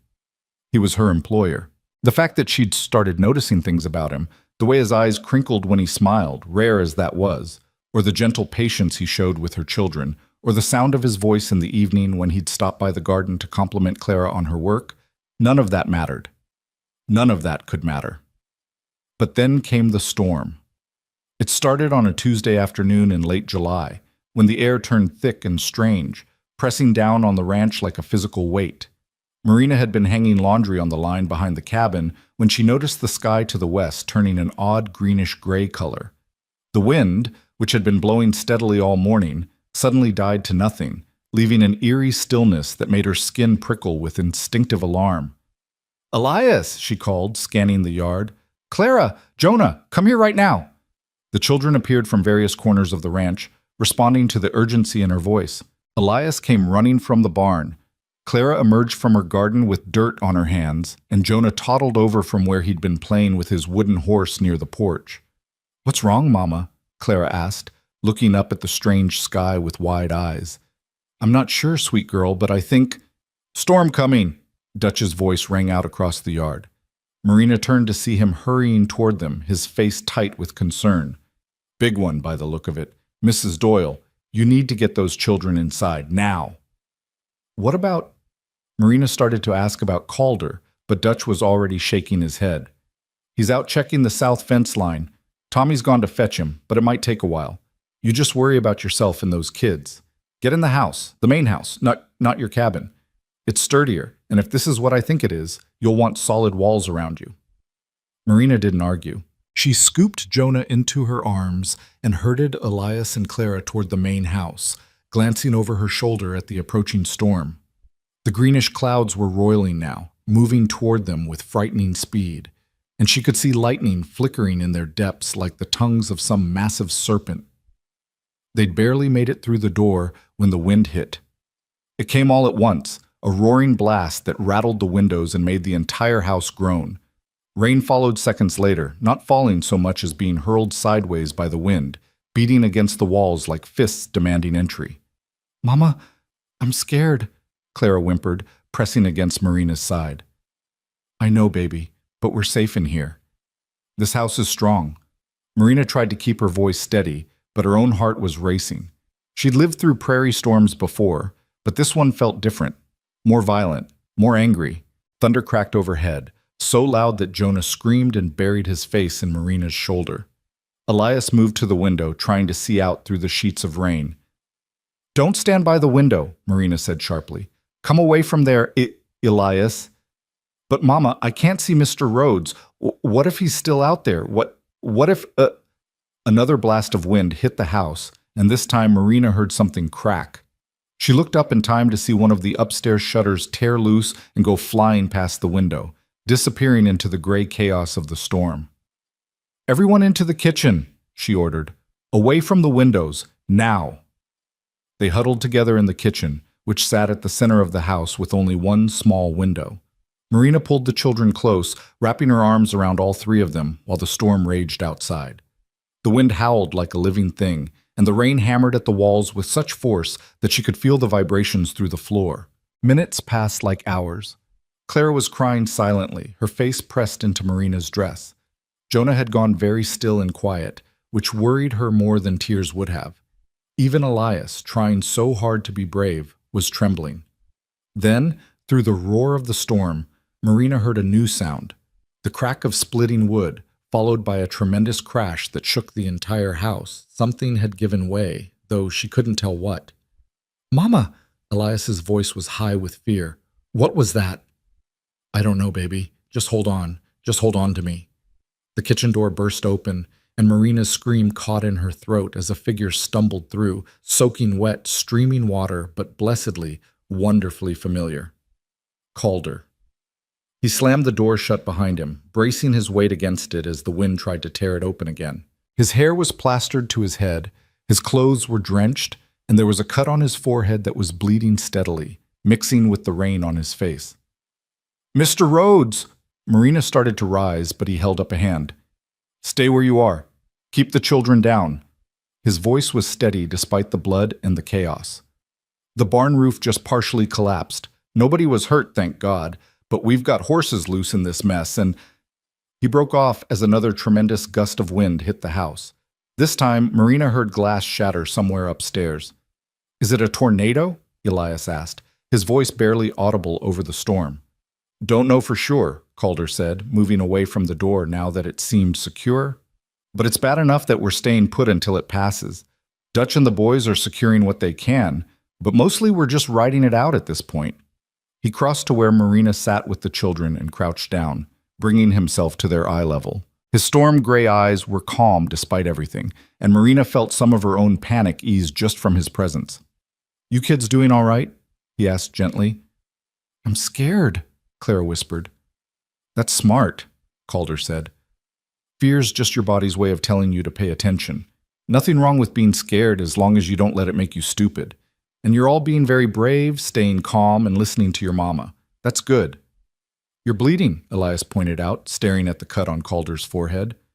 "Am I?" Calder touched his head and looked surprised at the blood on his fingers. "Must have caught a branch on the way back. Mrs. Doyle, you got anything I could..." But Marina was already moving. She settled Jonah into Elias's arms and crossed to the kitchen basin, grabbing a clean cloth and wetting it. When she returned to Calder, she hesitated for just a moment before reaching up to dab at the cut. "Hold still," she murmured, focusing on the wound to avoid meeting his eyes. She was acutely aware of how close they were, of the warmth of his skin beneath her fingers, of the way he'd gone very still at her touch. The cut wasn't deep, thankfully, though it was bleeding freely the way head wounds did. Marina cleaned it carefully, her movements gentle but efficient, and tried to ignore the way her heart was beating too fast. "Thank you," Calder said quietly, his voice pitched just for her. For taking care of the house. For keeping the children calm. You're good at this. At managing a crisis. Had plenty of practice, Marina said, a trace of bitterness creeping into her voice before she could stop it. She pressed the cloth against the cut, applying pressure to stop the bleeding. When your husband dies and leaves you with 3 children and a mountain of debt, you learn to manage crises. I'm sorry, Calder said, about your husband, about what you went through. Marina met his eyes then, and something in his expression made her throat tighten. Sympathy, yes, but also understanding. This man knew what loss looked like. He'd lived through his own. It's past, she said softly. We survived. That's what matters. Surviving isn't the same as living. The words hung between them, weighted with meaning Marina wasn't quite ready to examine. She pulled the cloth away from his forehead and inspected the cut. The bleeding had slowed. You'll live, she said, trying to lighten the moment, though you're going to have a nasty bruise. Won't be my first. Calder's lips quirked in what might have been the ghost of a smile. Then his expression sobered as another gust of wind rattled the house. Storm's not letting up. We might be here a while. They were there for 3 hours. 3 hours of huddling in the kitchen while the storm tore across the prairie with savage fury. 3 hours of wind and rain and thunder that seemed to shake the very foundations of the earth. 3 hours during which Marina learned things about Calder roads that she hadn't known before. He was good with the children, for one thing. When Jonah grew restless and frightened, Calder distracted him with a story about a legendary horse that could outrun the wind. When Clara started crying again, he pulled a slightly battered peppermint stick from his pocket. Where he'd gotten it, Marina had no idea, and gave it to her with such solemnity that she stopped mid-sob.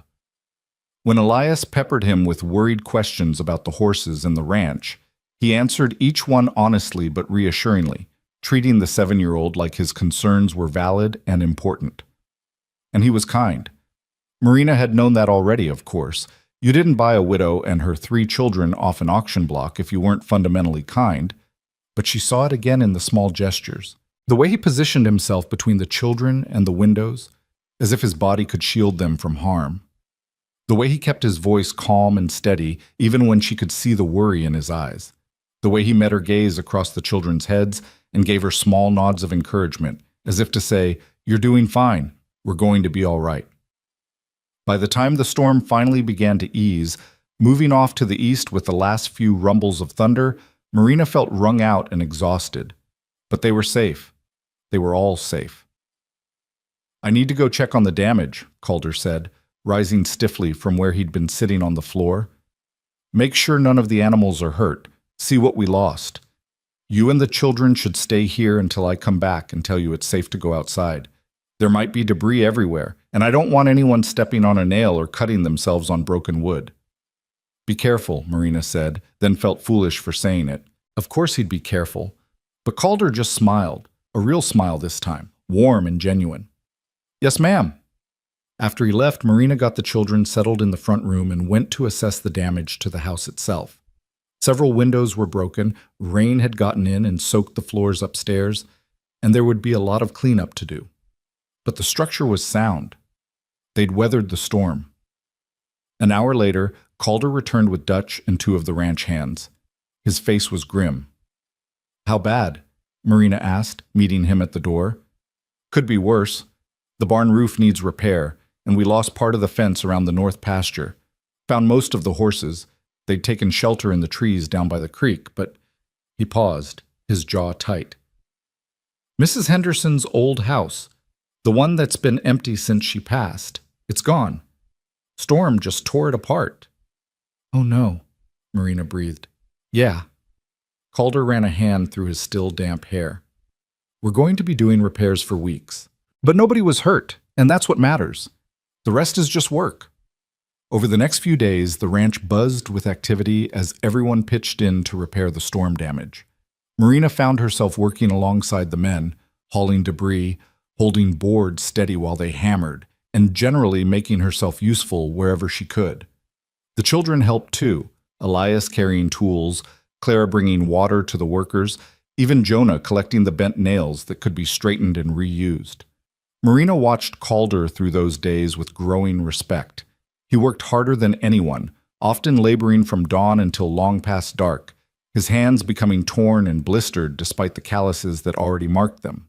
But he never complained, never snapped at anyone in frustration, and always made sure to thank each person for their help. He was a good leader, she realized. The kind of man others wanted to follow. It was on the third day after the storm, as Marina was sweeping broken glass from one of the upstairs bedrooms, that she heard shouting from outside. She rushed to the window, now repaired with new glass that Calder had brought from town, and saw a man riding into the yard on a lathered horse. Even from a distance, she could see that something was wrong. By the time she got downstairs, Calder and Dutch were talking to the rider in urgent, low voices. Marina caught only fragments, saw smoke about 10 miles east, and heading this direction. And how much time do we have? What's going on? She asked, approaching them. Calder turned to her, and the expression on his face sent a spike of fear through her chest. Prairie fire, he said. Started by lightning from the storm, most likely. It's burning this direction, and if the wind doesn't change, it could reach us by nightfall. Marina felt the blood drain from her face. She'd heard stories of prairie fires, of how they could sweep across miles of grassland faster than a horse could run, consuming everything in their path. What do? We fight, Calder said simply. We've got the creek to the south. If we can create a firebreak wide enough, we might be able to stop it there. But it's going to take everyone working together, and there's no guarantees. He looked at her steadily. Mrs. Doyle, I need you to get the children and anything you can't afford to lose into the wagon. If the fire gets too close, Dutch is going to drive you and the kids to town. No arguments. I'm not leaving, Marina said immediately. You'll need every hand to fight this fire. The children can go with Dutch, but I'm staying. Mrs. Doyle, Marina, she interrupted. If we're about to fight for our lives together, you might as well call me Marina, and I'm staying. I've got 2 hands and a working back, and you need both. The children will be safe with Dutch. For a moment she thought Calder would argue, but then he nodded slowly. All right. But you do exactly what I tell you, when I tell you. Fire doesn't give second chances. Understood. The next few hours were a blur of frantic activity. Marina helped Dutch get the children settled in the wagon with supplies and instructions to head for town at the first sign that the fire was getting too close. Elias wanted to stay and help, argued and pleaded, but Marina was firm. You're the oldest, she told him, gripping his shoulders and looking into his eyes. I need you to take care of Clara and Jonah. Can you do that for me? Can you be the brave one and keep them safe? Elias's eyes filled with tears, but he nodded. Yes, Mama. That's my boy. She hugged him tightly, then Clara, then Jonah, trying not to think about the fact that this might be the last time. I love you, all of you, more than anything in this world. Then she turned away before she could change her mind and joined the line of people working to create a firebreak. They used shovels and hoes and their bare hands to clear a strip of land along the south side of the creek, removing every scrap of grass and brush that could catch fire. It was brutal work. The sun beat down mercilessly, and Marina's hands were soon blistered and bleeding. But she didn't stop. None of them stopped. By late afternoon, they could see the smoke on the horizon, a dark, ominous wall that blotted out the sky. The air grew thick and acrid, making every breath burn. The wind had picked up, blowing toward them, and Marina could feel the heat of the distant flames on her face. It's moving fast, Dutch said, appearing beside Calder where he stood surveying their work. Faster than I thought. We might not have enough time to finish the break. Then we make time, Calder said grimly. We're not losing this ranch. Not to fire, not to anything. They worked as the fire drew closer, as the smoke grew thicker, as the world took on an orange, hellish glow. Marina's lungs burned with every breath, and her arms felt like they might fall off, but she kept digging, kept clearing, kept moving. And then, when the fire was close enough that she could hear it roaring like some monstrous beast, when sparks were beginning to fall around them like deadly snow, Calder grabbed her arm. That's it, he said. We've done all we can. Now we wet everything down and pray. They'd filled every barrel, bucket, and container they could find with water from the creek.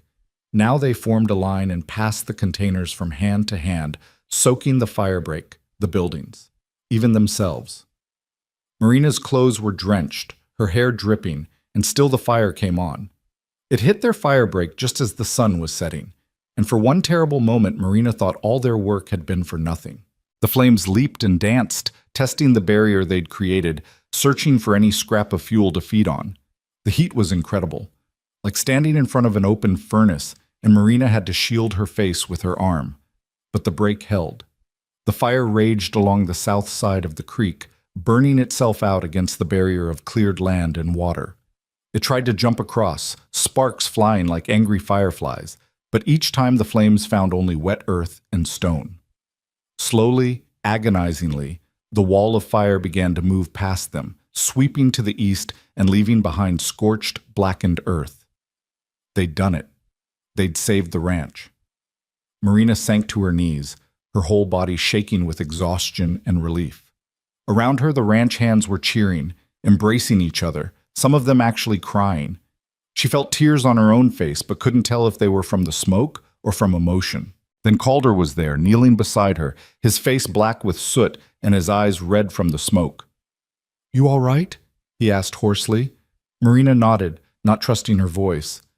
"You fought like a demon," Calder said, and there was something in his expression, admiration maybe, or respect, or something deeper that she didn't dare name.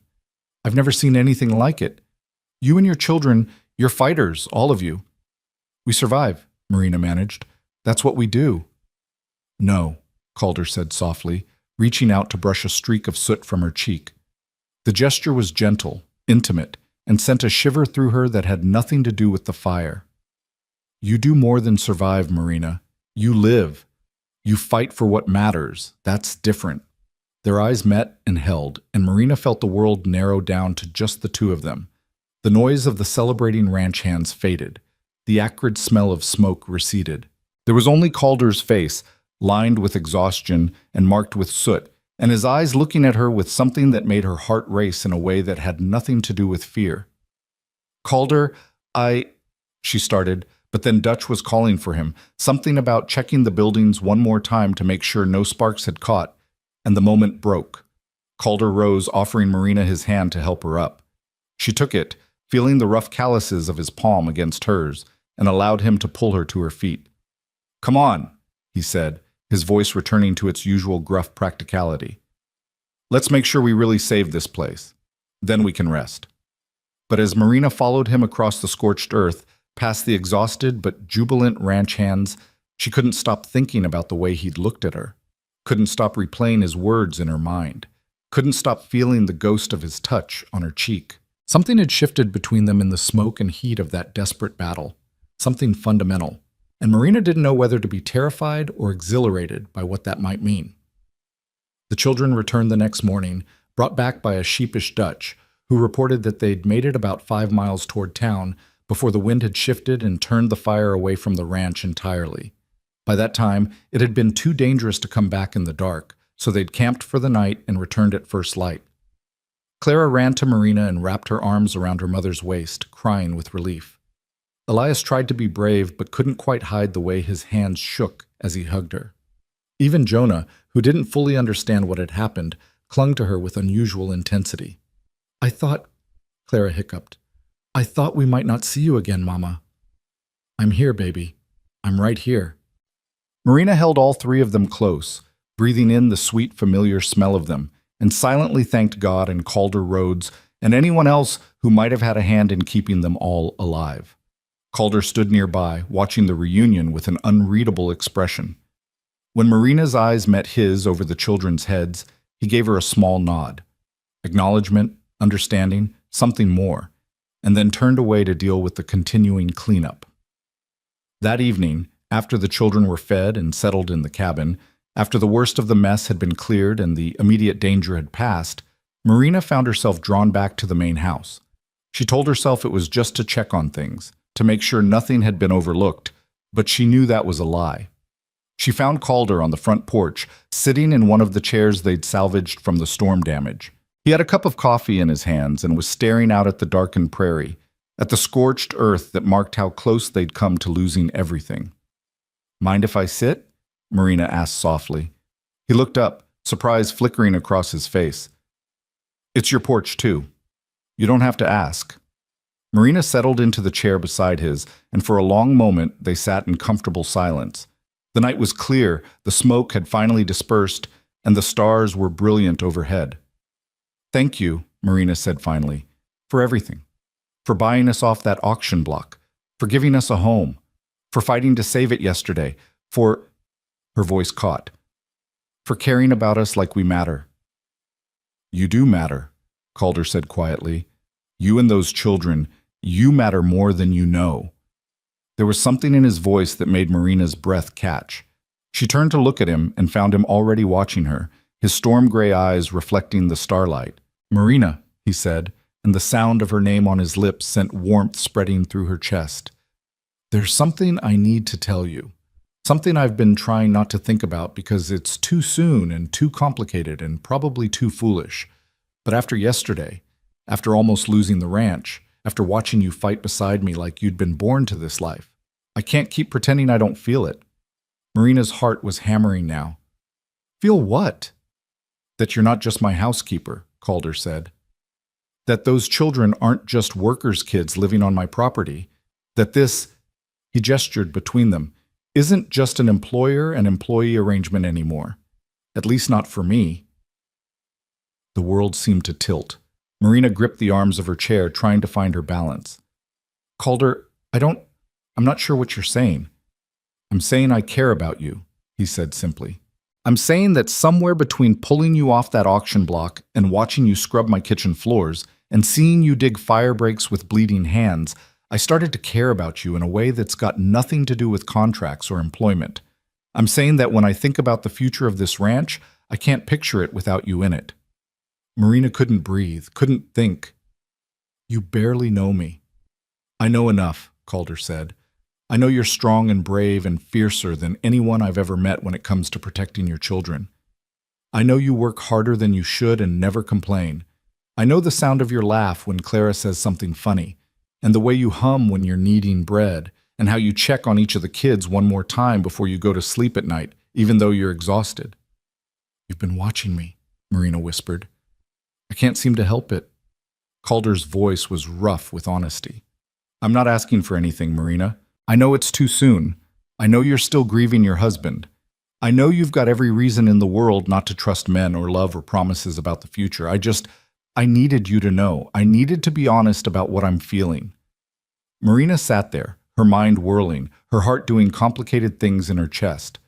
Part of her wanted to retreat, to protect herself, to remind him that she was his employee, and this was inappropriate and dangerous. But another part, a part that had been waking up slowly over the past weeks, wanted to lean into this feeling, to admit that she'd been watching him too. That somewhere along the way he'd stopped being the stranger who saved her and become something more. "I don't know what to say," she finally managed. "You don't have to say anything," Calder said. "Not now. Not until you're ready. I just wanted you to know where I stand. The rest, that's up to you. Whatever you decide, nothing changes. You've still got a job here, still got a home here for as long as you want it. No pressure, no expectations, just honesty." He stood then, setting his coffee cup aside. "Good night, Marina. Sleep well." And then he was gone, disappearing into the house and leaving her alone on the porch with the stars and the crickets and the thundering of her own heart. Marina sat there for a long time, trying to make sense of everything, trying to understand how her life had turned upside down so completely in just a few short weeks, trying to figure out what she felt about Calder Rhodes, this gruff, kind, complicated man who'd looked at her like she was something precious. The truth was, she didn't know. She was attracted to him, yes. She'd have to be blind not to notice his strength, his integrity, the way he moved through the world with quiet confidence. And she was grateful to him, deeply and truly grateful for everything he'd done for her and her children. But was that enough? Was gratitude and attraction the same as the kind of feeling that could build a life on? And even if it was she ready? James had only been gone for 8 months. Was it wrong to be feeling this way so soon? Marina had no answers, but as she finally made her way back to the cabin, as she checked on her sleeping children and climbed into bed, she found herself thinking about Calder's words. "When I think about the future of this ranch, I can't picture it without you in it." and she realized, with a start that was equal parts terrifying and thrilling, that she couldn't picture it without him either. The next morning dawned clear and bright, with no hint of the chaos of the past week. Marina woke early and went through her usual routine, dressing, checking the children, starting breakfast. But everything felt different now, charged with new meaning, as if the very air had changed its composition overnight. When she arrived at the main house to prepare Calder's breakfast, she found him already in the kitchen, making coffee with the clumsy competence of someone who'd been doing it for himself too long. "Morning," he said, not quite meeting her eyes. "Morning," she replied, and suddenly the kitchen felt too small, the air between them too thick. They moved around each other carefully, maintaining proper distance, speaking only when necessary. It was awkward in a way it had never been before, and Marina hated it. Whatever else Calder's confession had done, it had disrupted the easy companionship they'd built. It wasn't until she was setting his plate in front of him, eggs and bacon and the toast she knew he preferred slightly burnt, that he caught her hand. "Marina, wait." She froze, acutely aware of his fingers wrapped around her wrist, of the warmth of his touch. "I'm sorry," Calder said quietly, releasing her hand. "I didn't mean to make things strange between us. If I've made you uncomfortable—" "You haven't," Marina said quickly. Then, more carefully, "Or rather you have, but not in a bad way. Just in a different way. I need time to think, Calder, to figure out what I feel, what I want. Can you give me that?" "All the time you need," he promised. "Like I said, nothing has to change unless you want it to." But something already had changed, Marina thought as she returned to her work. The question was whether that change would break what they had or transform it into something even better. She didn't know the answer yet, but for the first time in a very long time, she found herself hoping for the future instead of just surviving the present. And that, perhaps, was the most important change of all. The days that followed Calder's confession fell into a strange new rhythm. On the surface, everything appeared the same. Marina still rose before dawn to prepare breakfast, still managed the household with quiet efficiency, still tended to her children with the fierce devotion that defined her. Calder still worked from sunrise to sunset, still took his meals at the main table while Marina and the children ate at the smaller one, still thanked her for every meal with that slight nod of his head. But beneath the surface, everything had shifted. Marina found herself hyper-aware of his presence in a way she hadn't been before. The sound of his boots on the porch would make her heart skip. The sight of him working in the corral, his shirt sleeves rolled up to reveal tanned forearms, would make her forget what she'd been doing.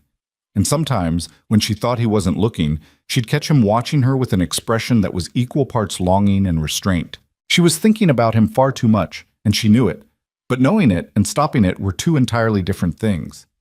It was Clara who first noticed the change, with the uncanny perception children sometimes have for unspoken truths. One evening, as Marina was braiding her daughter's hair before bed, Clara spoke up in that innocent, devastating way of hers. "Mama, do you like Mr. Rhodes?" Marina's hands stilled. "Of course I like him, sweet girl. He's been very kind to us." "No, I mean—" Clara twisted around to look at her mother with serious blue eyes. "Do you like him the way Papa said he liked you? The way that makes people want to hold hands and kiss?" Heat flooded Marina's face. "Clara, that's not— Where did you get such an idea?" "I see things," Clara said matter-of-factly. "I saw how Mr. Rhodes looked at you after the fire, and I see how you get all funny when he's around now, like you forget what you were saying in the middle of saying it. Elias says I'm imagining things, but I'm not. I'm very good at noticing." Marina took a deep breath, trying to figure out how to navigate this conversation. "Mr. Rhodes is a good man, and yes, I care about him. But it's complicated, Clara. Your papa only passed away this year, and I'm not sure it's right to have feelings for someone else so soon." Clara was quiet for a moment, her small face thoughtful. Then she said, "Mama, do you think Papa would want you to be sad forever?" The question hit Marina like a physical blow. "What?" "Papa," Claire repeated patiently, "do you think he'd want you to be sad and lonely forever? Because I don't think he would. I think he'd want you to be happy. He used to tell me that all the time, that he wanted me to be happy. Why wouldn't he want the same thing for you?" Marina gathered her daughter into her arms, blinking back tears. "When did you get so wise, little one?" "I've always been wise," Clara said seriously. "You just don't always notice because I'm small." That night, lying in bed with her children sleeping peacefully beside her, Marina found herself thinking about James for the first time in weeks, without the usual crushing weight of grief. She thought about the good times, the way he'd laugh at his own terrible jokes, the pride in his eyes when Elias was born, the gentle way he'd dance with her in their tiny kitchen when the children were asleep. But she also let herself remember the hard times, his stubborn pride that wouldn't let him ask for help, the debts he'd hidden from her, the way he'd sometimes make her feel small with his dismissive comments about women's concerns. James had loved her. She didn't doubt that. But their marriage had been built on necessity as much as affection, two young people making the best of circumstances in a hard world. It had been good, mostly, but it hadn't been the fairy tale she'd once imagined as a girl. And now James was gone, and she was here, and Calder Rhodes was looking at her like she hung the moon and stars. What did she want? That was the question she'd been avoiding, but Clara's innocent wisdom had forced her to confront it. Did she want to spend the next 7 years as Calder's employee and nothing more, maintaining proper distance and appropriate boundaries? Did she want to keep her heart locked away in grief and caution, afraid to risk feeling anything for fear of being hurt again? Or did she want to be brave? Did she want to take the terrifying, exhilarating step towards something new? Marina didn't have an answer yet, but she was starting to realize that the question itself was important, that asking it meant she was healing, moving forward, choosing life instead of just surviving it. The answer came sooner than she expected, though not in any way she could have anticipated. It was a Tuesday morning in early August when Marina heard the commotion from the barn, raised voices and what sounded like someone in pain. She was in the middle of kneading bread dough, but she wiped her hands on her apron and hurried outside, her heart already racing with worry. A small crowd had gathered near the barn, ranch hands, Dutch, and Calder, all clustered around something on the ground. As Marina drew closer, she realized with a sick jolt that the something was someone, a man lying in the dirt, his leg bent at an unnatural angle, his face twisted in agony. "What happened?" she demanded, pushing through the crowd. "Horse spooked and kicked him," Dutch said grimly. "It's bad, Mrs. Doyle. Real bad." The injured man was one of the younger ranch hands, a boy named Sam, who couldn't have been more than 16. His leg was clearly broken, the bone visible through a tear in his pants, and he was going into shock. His skin pale and clammy, his breathing shallow and rapid. "We need to get him to the doctor in town," one of the other men said. "But it's a 3-hour ride, and I don't know if he'll make it that long without dying from blood loss or shock," Marina finished. She'd seen injuries like this before, had helped her mother tend to them back when she was growing up on a farm, where accidents were common and doctors were far away. "We need to stabilize the leg before we move him, or the broken bone will tear through the artery and he'll bleed out before we get halfway to town." Everyone turned to stare at her. Calder's eyes met hers across the injured boy, and she saw surprise there, but also trust. "Can you do it?" he asked simply. Marina swallowed hard. "I can try, but I'll need supplies. Clean cloth for bandages, straight boards for a splint, whiskey or something strong for the pain, and someone to hold him still because this is going to hurt like hell." "You heard her," Calder said, his voice cutting through the murmurs of the men. "Tommy, get the medical supplies from the house. Pike, find me the straightest boards you can. Dutch, bring the whiskey from my office. Move." The men scattered. Marina knelt beside Sam, placing a gentle hand on his forehead. "Sam, can you hear me?" The boy's eyes rolled toward her, unfocused with pain. "Hurts," he gasped. "Hurts so bad, Mrs. Doyle." "I know, honey, I know it does. But I'm going to help you, all right? I'm going to fix your leg so we can get you to town safely. But first, I need you to take some deep breaths for me. Can you do that?" Sam tried, his chest heaving. Calder moved to kneel on the boy's other side, and without being asked, he took Sam's hand in his own. "Squeeze my hand," Calder told him. "Hard as you need to. I've got you." By the time the supplies arrived, Marina had assessed the injury and formed a plan. It wasn't good. The break was compound, meaning the bone had pierced through the skin and there was significant bleeding. But if she could stabilize it and stop the worst of the bleeding, Sam had a chance. All right, she said, looking up at the circle of worried faces. Calder, Dutch, I need you two to hold him still. One at the shoulders, one at the hips. The rest of you, either help or give us room to work. This boy's life depends on what happens in the next few minutes. What followed was 30 minutes of the most intense, focused work Marina had ever done. She cleaned the wound as best she could with the supplies at hand, knowing that infection was almost as deadly as blood loss. She manipulated the broken bone back into alignment, a process that made Sam scream until his voice gave out and Calder had to fight to keep him from thrashing. She applied the splint with hands that shook from adrenaline but never wavered in their purpose. And through it all, she talked, to Sam, to herself, to God, maintaining a steady stream of words that seemed to anchor everyone through the crisis. You're doing so well, Sam.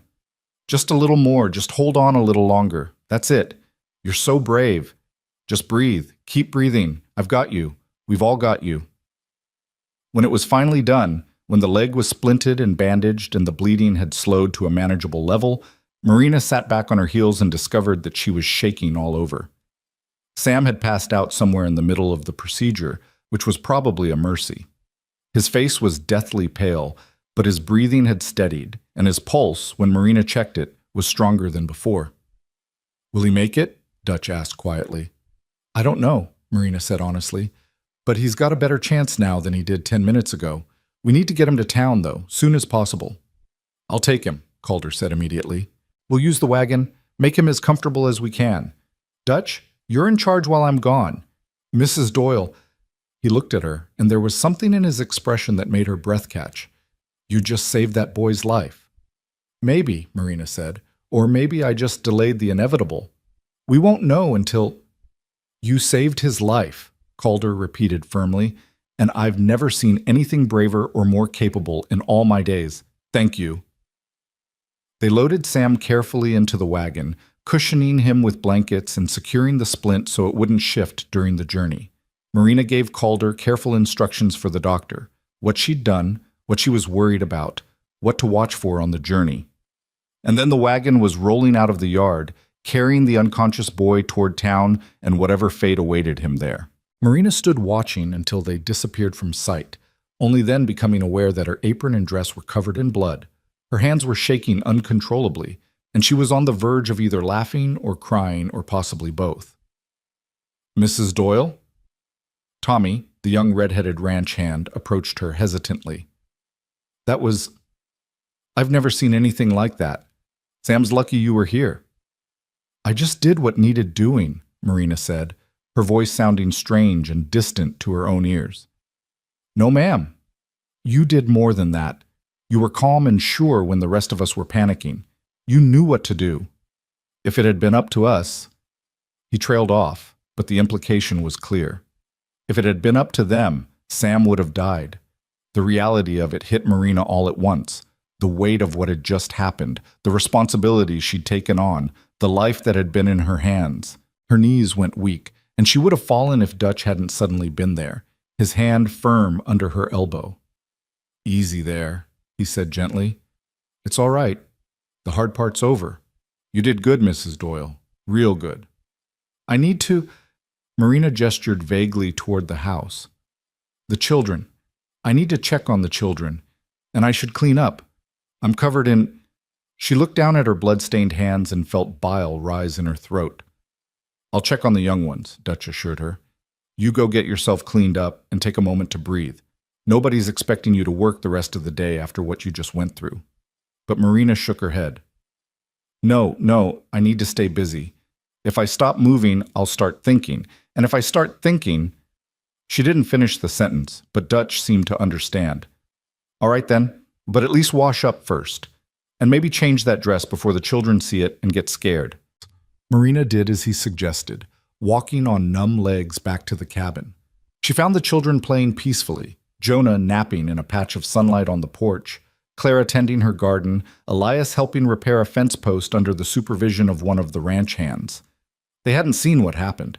They didn't know how close someone had come to dying today. Marina washed in cold water from the basin, scrubbing the blood from her hands until her skin was raw. She changed into a clean dress, pinned up her hair with trembling fingers, and tried to calm the racing of her heart. But every time she closed her eyes, she saw Sam's pale face, heard his screams, felt the sickening give of bone moving under her hands. She'd done medical work before, helped her mother tend injuries and illnesses on their farm, but she'd been a girl then, following instructions, never bearing the full weight of responsibility. This was different. Today, a young man's life had been in her hands, and she'd had to make decisions that could mean the difference between his survival and his death. The responsibility of it was crushing. Marina returned to the main house and threw herself into work with almost manic intensity. She scrubbed floors that were already clean, organized cupboards that didn't need organizing, baked bread they didn't need. Anything to keep her hands busy and her mind from dwelling on the morning's events. It was late afternoon when Elias found her in the kitchen, furiously polishing silverware that didn't need polishing. "Mama?" His voice was worried. "Are you all right? Dutch said something happened with Sam, and you helped him, but you've been acting strange ever since." Marina set down the cloth and the spoon she'd been polishing. "I'm fine, baby. Just a long day." "You're not fine," Elias said with the blunt honesty of childhood. "You're scared, I can tell." Marina looked at her 7-year-old son, at the wisdom and concern in his young face, and felt something inside her crack. She sank into a chair and pulled Elias close, burying her face in his hair. "You're too perceptive for your own good," she whispered. "Did Sam die?" Elias asked quietly. "No. At least not when Mr. Rhodes took him to town. But he was badly hurt, and I had to help him, and I'm not sure if I did enough. I'm not sure if he'll be all right." "But you tried," Elias said. "That's what matters, right? You tried to help him. That's what you always tell us, that we should try to help people when they need it." Marina pulled back to look at her son. "When did you get so smart?" "I've always been smart," Elias said, echoing his sister's words from a few days before. "You just don't always notice because you're busy worrying about everything."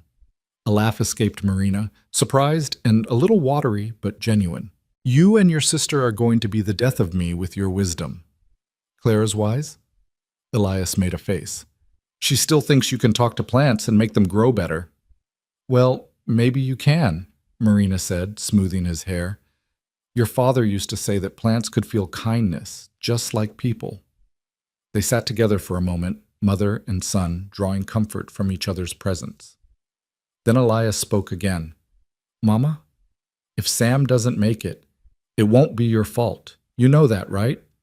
Marina felt tears prick her eyes. "I hope you're right, baby. I really hope you're right."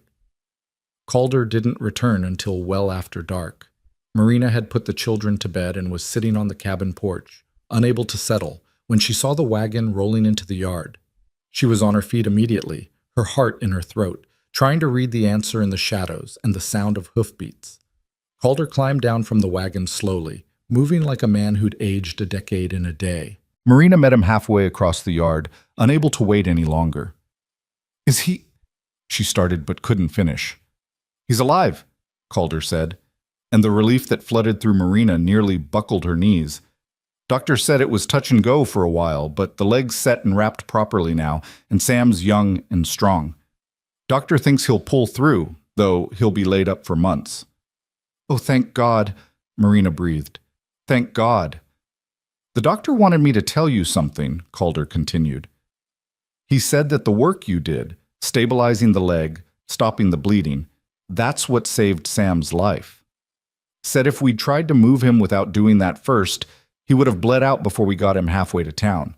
He called what you did remarkably skilled medical intervention, which I think is doctor talk for you're a miracle worker." Marina shook her head. "I just did what needed to be done. Anyone would have—" "No," Calder interrupted. "Not anyone. Most people would have panicked or frozen or made things worse by trying to help without knowing what they were doing. You stayed calm. You knew exactly what needed to happen, and you did it, even though you were terrified." "How did you know I was terrified?" Marina asked. "Because I was watching your face," Calder said simply. "I saw the fear in your eyes, saw your hands shaking, but you did it anyway. That's what courage is, Marina. Not the absence of fear, but doing what needs to be done despite it." They stood there in the darkness, the space between them charged with something Marina couldn't quite name. The ranch was quiet. The animals settled for the night, the hands in the bunkhouse. The world reduced to just the two of them standing in the yard under a sky full of stars. I was so scared, Marina admitted quietly. I kept thinking, what if I make it worse? What if I do something wrong and he dies because of me? The responsibility of it, of holding someone's life in your hands, it's terrifying. But you did it anyway, Calder repeated. And that's just one more reason why. He stopped, shook his head. Never mind. It's late, and you've been through enough today. One more reason why what? Marina pressed. Calder looked at her for a long moment, and even in the darkness she could feel the intensity of his gaze. One more reason why I'm falling in love with you, he said quietly. Why I think about you from the moment I wake up to the moment I fall asleep. Why the idea of spending the next 7 years with you as just my employee feels impossible. Why I want... He broke off, running a hand through his hair in frustration. But I promised I wouldn't pressure you. I promised to give you time. Marina's heart was hammering so hard she was surprised he couldn't hear it. Calder, it's all right, he said, stepping back. You don't have to say anything. I shouldn't have brought it up tonight, not after the day you've had. Seeing you today, watching you save that boy's life with such courage and skill and compassion, it made me realize that I can't keep pretending what I feel is going to fade. It's only getting stronger. He turned to go, but Marina's voice stopped him.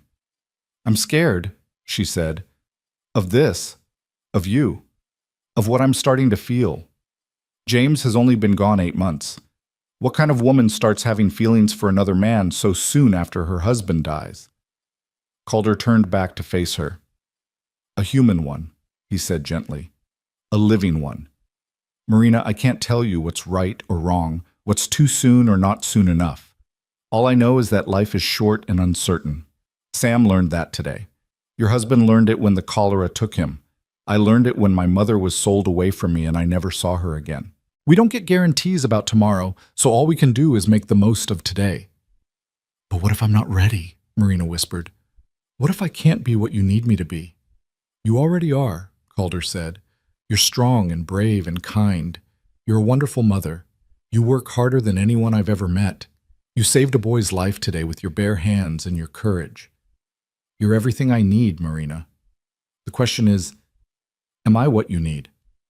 Marina looked at him, really looked at him, at the strong lines of his face, weathered by sun and wind and hard work, at the gray eyes that watched her with such open honesty, at the hands that had held a terrified boy steady while she worked to save his life, at the man who had stepped forward on an auction block and said, I'll take all 4, when he could have walked away.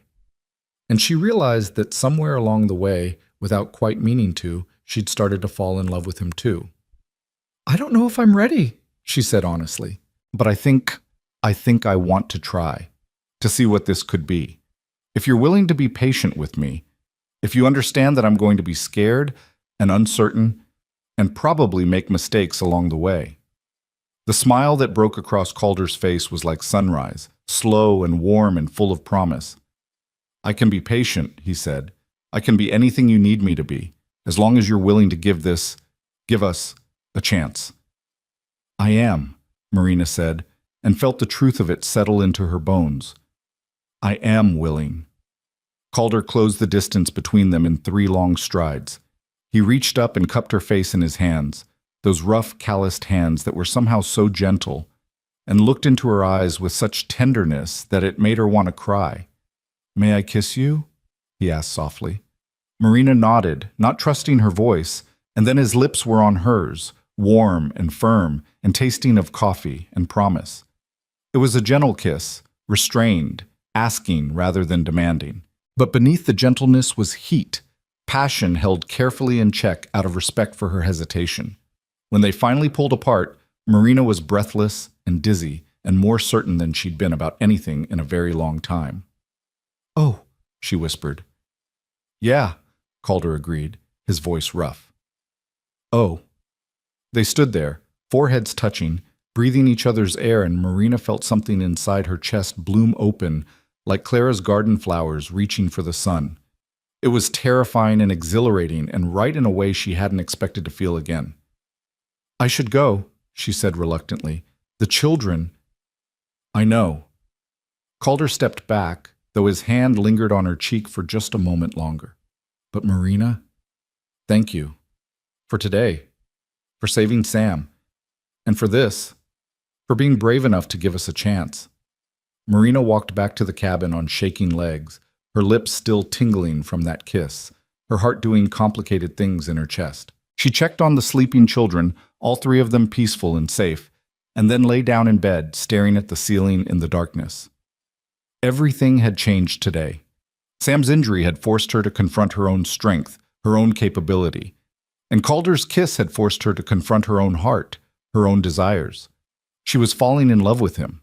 Had probably been falling for weeks now, even if she'd refused to admit it. And instead of terrifying her, that realization filled her with hope. The days that followed took on a new quality, softer somehow, brighter, full of potential. Calder and Marina still maintained appropriate distance in front of the ranch hands and the children, still functioned in their respective roles as employer and employee. But now there were stolen moments, a brief touch of hands when he passed her a plate, a lingering look across the dinner table, quiet conversations on the porch after the children were asleep. They talked about everything, their pasts, their dreams, their fears. Calder told her about his mother, about the pain of losing her, about how it had shaped him into a man who valued family and loyalty above all else. Marina told him about James, about the good and the bad, about the guilt she sometimes felt for moving on so soon. "It's not betraying him to be happy," Calder assured her one evening as they sat side by side on the porch steps. "It's honoring the life you have, the life he'd want you to live." "That's what Clara said," Marina admitted. "My 5-year-old daughter is apparently wiser than I am." "Children often are," Calder said with a slight smile. "They haven't learned to complicate things the way we adults do." As August progressed, the ranch settled back into its routines. Sam was recovering well in town, according to the reports Calder brought back from his weekly trips. The storm damage was fully repaired. The horses were thriving, and several of the mares were pregnant, which meant Calder's breeding program was successful. And the household ran more smoothly than it ever had. Marina's touch was everywhere. In the organized pantry, the clean windows, the meals that appeared like clockwork, the mended clothes and polished furniture, and general sense of comfort that permeated the house. The ranch hands noticed too, often commenting that the place finally felt like a home again, instead of just a building where men slept and ate. It was Clara who noticed the change in her mother first, commenting one morning while Marina braided her hair that Mama seemed lighter somehow, like you're not carrying such heavy things anymore. Marina had hugged her daughter and said nothing, but she knew it was true. The crushing weight of grief and fear that had pressed down on her for months was slowly lifting, replaced by something that felt dangerously like joy. The children had noticed the growing connection between Marina and Calder too, though they reacted in different ways. Clara was delighted, often engineering reasons for her mother and Calder to be in the same place at the same time. Jonah, too young to fully understand, simply accepted Calder as a fixed presence in their lives, following him around and calling him Mr. Cal in his small voice. But Elias was struggling. Marina could see it in the way he'd go quiet when Calder was around, in the sudden distance he'd created between himself and the man he'd once followed everywhere. It came to a head one evening when Marina found him sitting alone behind the barn, tears streaming down his face. "Elias, baby, what's wrong?" She sat beside him, pulling him close. "Are you going to marry him?" Elias asked bluntly. "Mr. Rhodes?" Marina's breath caught. We haven't talked about marriage, Elias. Why would you think—" "I see how you look at each other," Elias said, his voice thick with tears. "I'm not stupid, Mama. I know what it means when people look at each other that way. And I know he's good to us. I know he saved us. But if you marry him, does that mean we're supposed to forget Papa?" "Oh, sweetheart." Marina's heart broke a little. "No, never. You could never forget your Papa, and I would never want you to. Your father loved you so much, Elias. He'll always be your father, no matter what happens." "But if Mr. Rhodes becomes our new Papa, he won't replace your father," Marina said firmly. "Nobody could do that. But Elias, people can love more than one person in their lives.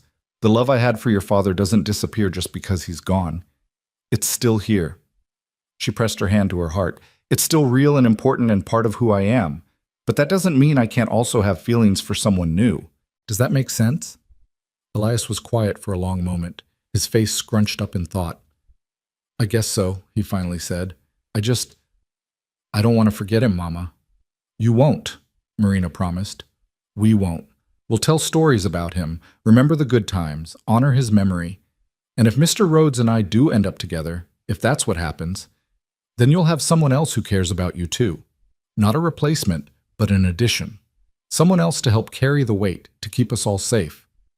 He is nice to us, Elias admitted grudgingly, and he knows a lot about horses, and he never gets mad when I ask questions. He is all those things, Marina agreed, but you don't have to like him, Elias. You don't have to want this if it makes you uncomfortable. Your feelings matter too. Elias looked up at her with his father's green eyes. Do you love him, Mama, the way you loved Papa? Marina took a deep breath. I think I'm starting to. It's different from what I felt for your father. We were so young when we married, and our life together was different. But yes, I think I'm falling in love with Calder. He's a good man, Elias, and he cares about you children almost as much as I do. Almost? Elias asked with the ghost of a smile. Well, nobody could care about you as much as I do, Marina said, tapping his nose gently. That's impossible, but he comes pretty close. Elias was quiet again, processing. Then he said, I think Papa would like him. Mr. Rhodes, I mean. Papa always said he wanted us to be taken care of if something happened to him. I think he'd be glad someone like Mr. Rhodes found us. Marina pulled her son into a tight embrace, fighting back tears. I think you're right, baby. I think he would be glad. That conversation marked a turning point. Elias gradually warmed back up to Calder, though he remained more reserved than before, watching their interactions with the careful attention of a child who'd learned too early that the world could change in an instant. But he was trying, and that was enough. It was in early September, as the prairie grass turned gold, and the air began to carry the first hints of autumn's chill, that tragedy struck again. Marina was in the kitchen preparing dinner when she heard the commotion, horses galloping into the yard faster than they should, men shouting, an undertone of panic that made her blood run cold. She dropped the spoon she'd been holding and ran for the door. In the yard, Dutch was climbing down from his horse, his face ashen. Tommy and Pike were with him, both looking shaken, and strapped across another horse was a body covered with a blanket. No, Marina breathed. Oh God, no. Who? It's Mrs. Henderson's daughter, Dutch said, his voice rough with grief. Emily. She was staying in the old Henderson place, what was left of it after the storm. Didn't realize anyone was living there. She must have tried to patch it up herself, make it livable, but the roof gave way. She was inside when it collapsed. Marina pressed a hand to her mouth, horror and grief washing over her. Mrs. Henderson had been the previous housekeeper, the one who'd died just before Marina arrived. Her daughter Emily had been mentioned occasionally, a woman in her 40s who'd been living in town, estranged from her mother for reasons nobody seemed to know. Is she? Marina couldn't finish the question. Dead, Dutch said flatly. Been dead for a few hours at least by the time we found her. Went looking when one of the neighboring ranchers mentioned seeing smoke from a chimney in the old Henderson place. Found her trapped under the collapsed beam, already gone. Calder emerged from the barn, took one look at the scene, and his face went hard. Get her down from there, he ordered. Bring her to the house. Mrs. Doyle will need...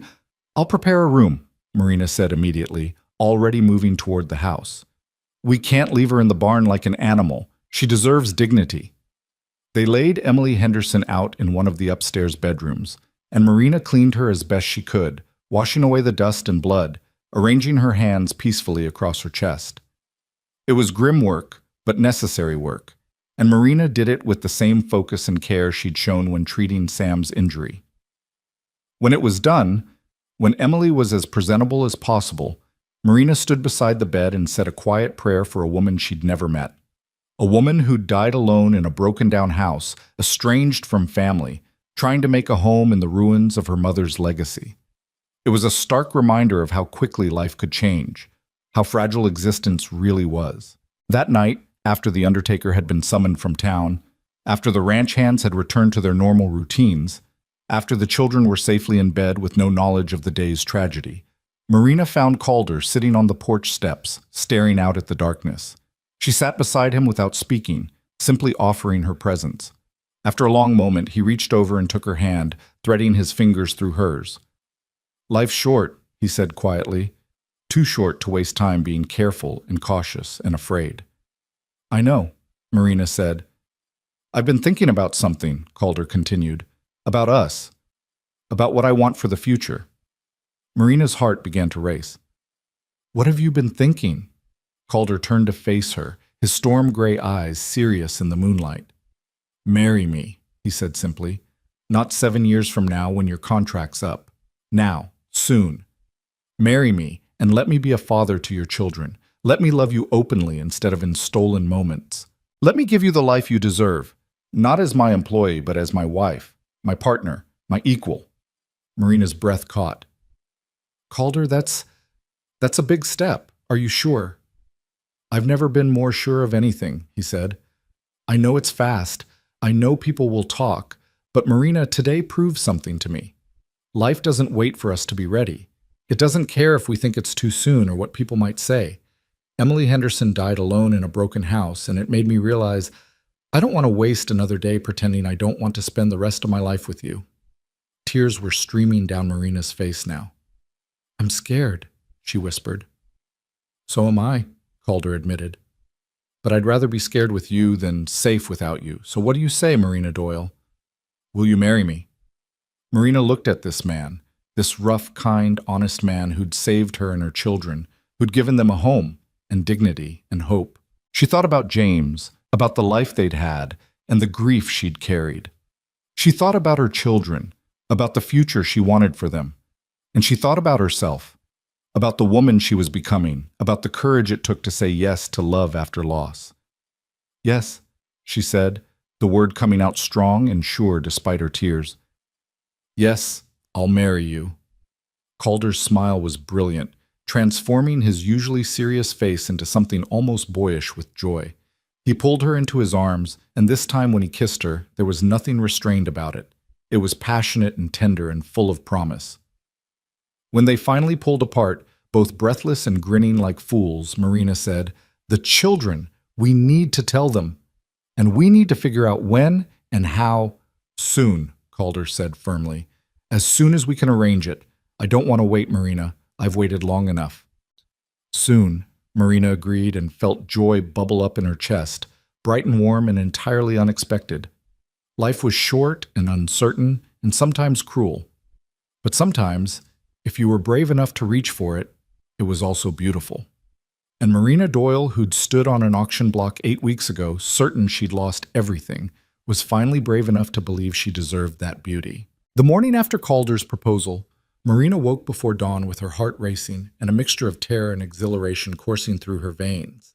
She lay in bed for a moment, listening to the peaceful breathing of her children, and tried to process the enormity of what she'd agreed to. She was going to marry Calder Rhodes. She was going to become his wife, and he was going to become a father to her children. The life she'd thought was over just 2 months ago was beginning again, in a way she'd never expected. But first, they had to tell the children. Marina rose quietly, dressed, and started her morning routine with hands that trembled slightly. By the time the children woke, she had breakfast ready and was trying to calm her nerves with deep breaths and silent prayers. Today would change everything, and she needed to do this right. "Mama, you're being funny again," Clara observed over her eggs. "All fluttery and distracted." "Did something happen?" "Actually, yes," Marina said, setting down her fork and looking at all 3 of her children. "Something very important happened, and I need to talk to you about it. All of you." Elias immediately went still, his eyes wary. Jonah kept eating, oblivious to the weight of the moment. Clara leaned forward, her blue eyes bright with curiosity. "Mr. Rhodes asked me to marry him," Marina said, deciding that simple and direct was best. "And I said yes." The silence that followed felt endless. Then Clara squealed with delight, bouncing in her chair so hard she nearly knocked over her milk. "Really? You're going to be married? Like in the stories, with a wedding and everything?" "Yes, sweet girl, with a wedding and everything." "Can I wear a pretty dress?" Clara demanded. "And flowers in my hair and—" "Clara, hush," Elias interrupted, his voice tight. He was staring at his mother with an expression that was hard to read. When? When is this happening? Soon, Marina said gently. Very soon. Mr. Rhodes and I don't want to wait. Because you love him? Elias asked, and there was something challenging in his tone. Yes, Marina said honestly. Because I love him, and because he loves me, and because he loves all of you too, even if he hasn't said it in so many words. He wants to be a family with us, Elias. A real family. We're already a real family, Elias said, his jaw set stubbornly. We don't need him to make us real. You're right, Marina agreed, keeping her voice calm. We are a real family, the four of us. But Elias, families can grow. They can include new people without erasing the old ones. Your father will always be your father. Nothing can change that. But Mr. Rhodes can be something too, not a replacement, but something additional. Someone who cares about you, who wants to help raise you, who wants to give you opportunities and safety and love. What if I don't want that? Elias's voice cracked, and Marina saw tears gathering in his eyes. What if I just want things to stay the way they are? Marina moved around the table and knelt beside his chair, taking his hands in hers. I know change is scary, baby. I know you've been through so much already this year, and it feels like everything keeps shifting under your feet. But Elias, this is a good change. This is us building something solid, something permanent, a real home, not just a place we're staying until the contract runs out. But what if it doesn't work? Elias whispered. What if he changes his mind? What if he decides we're too much trouble and sends us away? He won't, Marina said firmly. That man bought us off an auction block when he could have walked away. He's fought fires with us, weathered storms with us, helped you learn about horses, praised Clara's garden, carried Jonah on his shoulders. He's not going to change his mind, Elias. He's committed to us. To all of us. How do you know? Elias challenged. Because I see the way he looks at you children, Marina said. I see the patience he shows, the care he takes, the pride in his eyes when you accomplish something. That's not something a man can fake, Elias. That's real. Elias was quiet for a long moment, his young face working through complicated emotions. Finally, he said, Can I still remember Papa? Can I still talk about him? Always, Marina promised. Always and forever. In fact, I think your Papa would be happy about this. I think he'd be relieved to know that someone good and strong was taking care of us. That's what I said, Clara piped up. I told Mama that Papa would want us to be happy. Elias looked at his sister, then back at his mother. I guess if it makes you happy, Mama, then it's okay. But I'm not calling him Papa. Not yet, anyway. Nobody's asking you to, Marina said, pulling him into a hug. You can call him Mr. Rhodes or Calder or anything you're comfortable with. The important thing is that we're all together and we're all safe. That's what matters. Over Elias's shoulder, Marina saw Jonah watching them with his big, solemn eyes. The 3-year-old didn't fully understand what was happening, but he sensed the emotion in the room. Mr. Cal? He asked in his small voice. Mr. Cal is staying. Yes, baby, Marina said, reaching out to include him in the embrace. Mr. Cal is staying. Forever. Good, Jonah said decisively, and went back to his breakfast as if that settled everything. Clara was already planning the wedding in her mind, chattering about flowers and dresses and whether there would be cake. Marina let her talk, grateful for her daughter's enthusiasm, even as she worried about Elias's quietness. But when she looked at her eldest son, she saw acceptance in his eyes, if not quite joy. It was enough. It would have to be enough. That evening, Calder came to the cabin after dinner, his hat in his hands and nervousness written across his face. Marina had told him she'd talk to the children that morning, and now he'd come to face them himself, to make his intentions clear, to answer their questions, to begin the process of becoming part of their family in truth as well as deed. Mr. Rhodes! Clara launched herself at him as soon as he walked through the door, wrapping her arms around his waist. Mama told us! We're going to have a wedding! Calder looked down at the little girl clinging to him, surprise and pleasure crossing his face. That's right. If it's all right with you children, I know this is a big change, and I wanted to talk to you about it. All of you. He looked at Marina, who nodded encouragingly. Calder cleared his throat and lowered himself into one of the chairs, bringing himself closer to the children's eye level. Clara immediately claimed the chair next to him. Jonah wandered over and leaned against Calder's knee with the unconscious trust of a child who'd never known cruelty. Only Elias hung back, watching warily. "I've asked your mother to marry me," Calder began, his voice steady despite the nervousness in his eyes. "Because I love her. I know that might be hard to hear, especially for you, Elias, since your father hasn't been gone very long. But it's the truth, and I believe in being honest with people, even when it's complicated." "Mama said you love us too," Clara said. "Do you?" Calder didn't hesitate. "Yes, I do. Maybe that seems fast, but sometimes you just know. From the moment I saw you all on that auction block, something in me said, these are your people. These are the ones you're supposed to protect. And every day since then has only made me more certain." "What does that mean?" Elias asked, speaking for the first time. "Protect us? We're not babies who need protecting." "Everyone needs protecting sometimes," Calder said. "Even grown men like me. That's what families do. They protect each other, help each other, support each other. And that's what I want to do for you, not because you're weak or helpless, but because I care about you and I want to make your lives better." "How?" Elias challenged. "How would you make our lives better?" "Well," Calder said thoughtfully, "I'd make sure you always have a roof over your head and food in your belly. I'd teach you about horses and ranching, if you want to learn. I'd help you get an education. There's a school in town, and I'd make sure you could attend. I'd be there when you need someone to talk to, or when you need help with something. I'd celebrate your successes and help you through your failures. I'd be—" He paused, choosing his words carefully. "I'd be someone you could count on. Always." "Like a father," Clara said softly. "If you want me to be," Calder agreed. "But I know I'm not your father. I know your papa was the good man, and I'm not trying to replace him. I'm just trying to be something additional, someone else in your corner."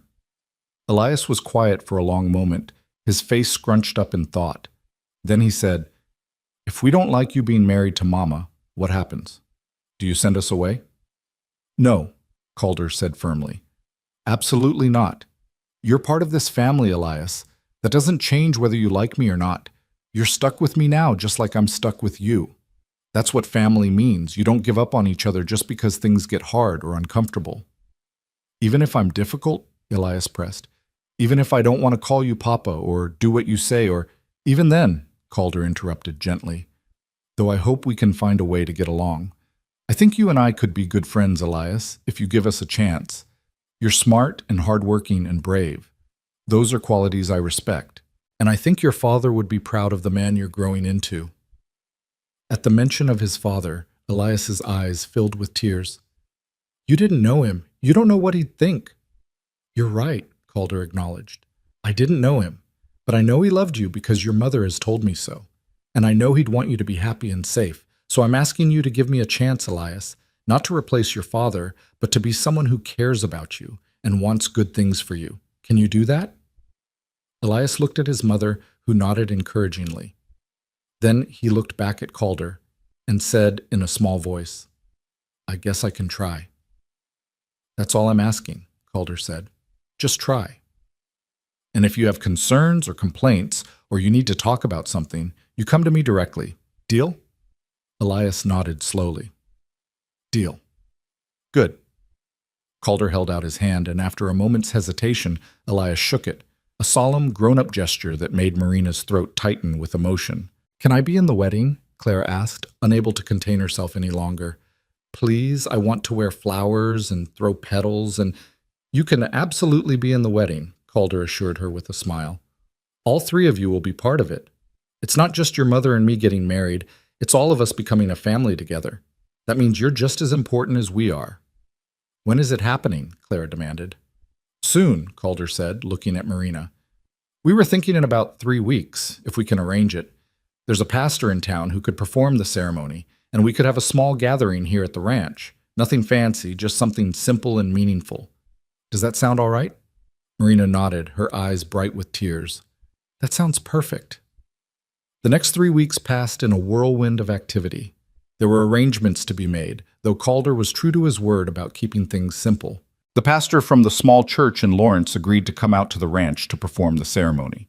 Dutch and the ranch hands threw themselves into preparations with surprising enthusiasm, cleaning and decorating the barn for the reception, planning a feast, even constructing an arbor from cottonwood branches and whatever flowers they could find on the prairie. Marina sewed a new dress for herself. Nothing fancy, just a simple blue cotton that brought out her eyes, but it was clean and new and hers. She made new dresses for Clara too, and a new shirt for Elias and Jonah. The children were excited now, even Elias, who had gradually warmed to the idea as he watched Calder go out of his way to include them in everything. Word spread through the neighboring ranches, and to Marina's surprise, people wanted to come. The county harvest dance was scheduled for the week before the wedding, and Calder suggested they attend, not just to socialize, but to introduce Marina properly as his future wife, to show the community that she was more than just his housekeeper. Marina was nervous about the dance. She hadn't been to a social gathering since James died, and she worried about what people would say. A widow remarrying after only 8 months? Some would call it scandalous. Some would whisper that she'd been carrying on with Calder all along, that maybe the debts and the auction had been convenient excuses to fall into a wealthy rancher's arms. "Let them talk," Calder said when she voiced these concerns. "People always talk. What matters is the truth. That I saw a woman and her children in trouble, that I helped because it was the right thing to do, and that somewhere along the way, I fell in love.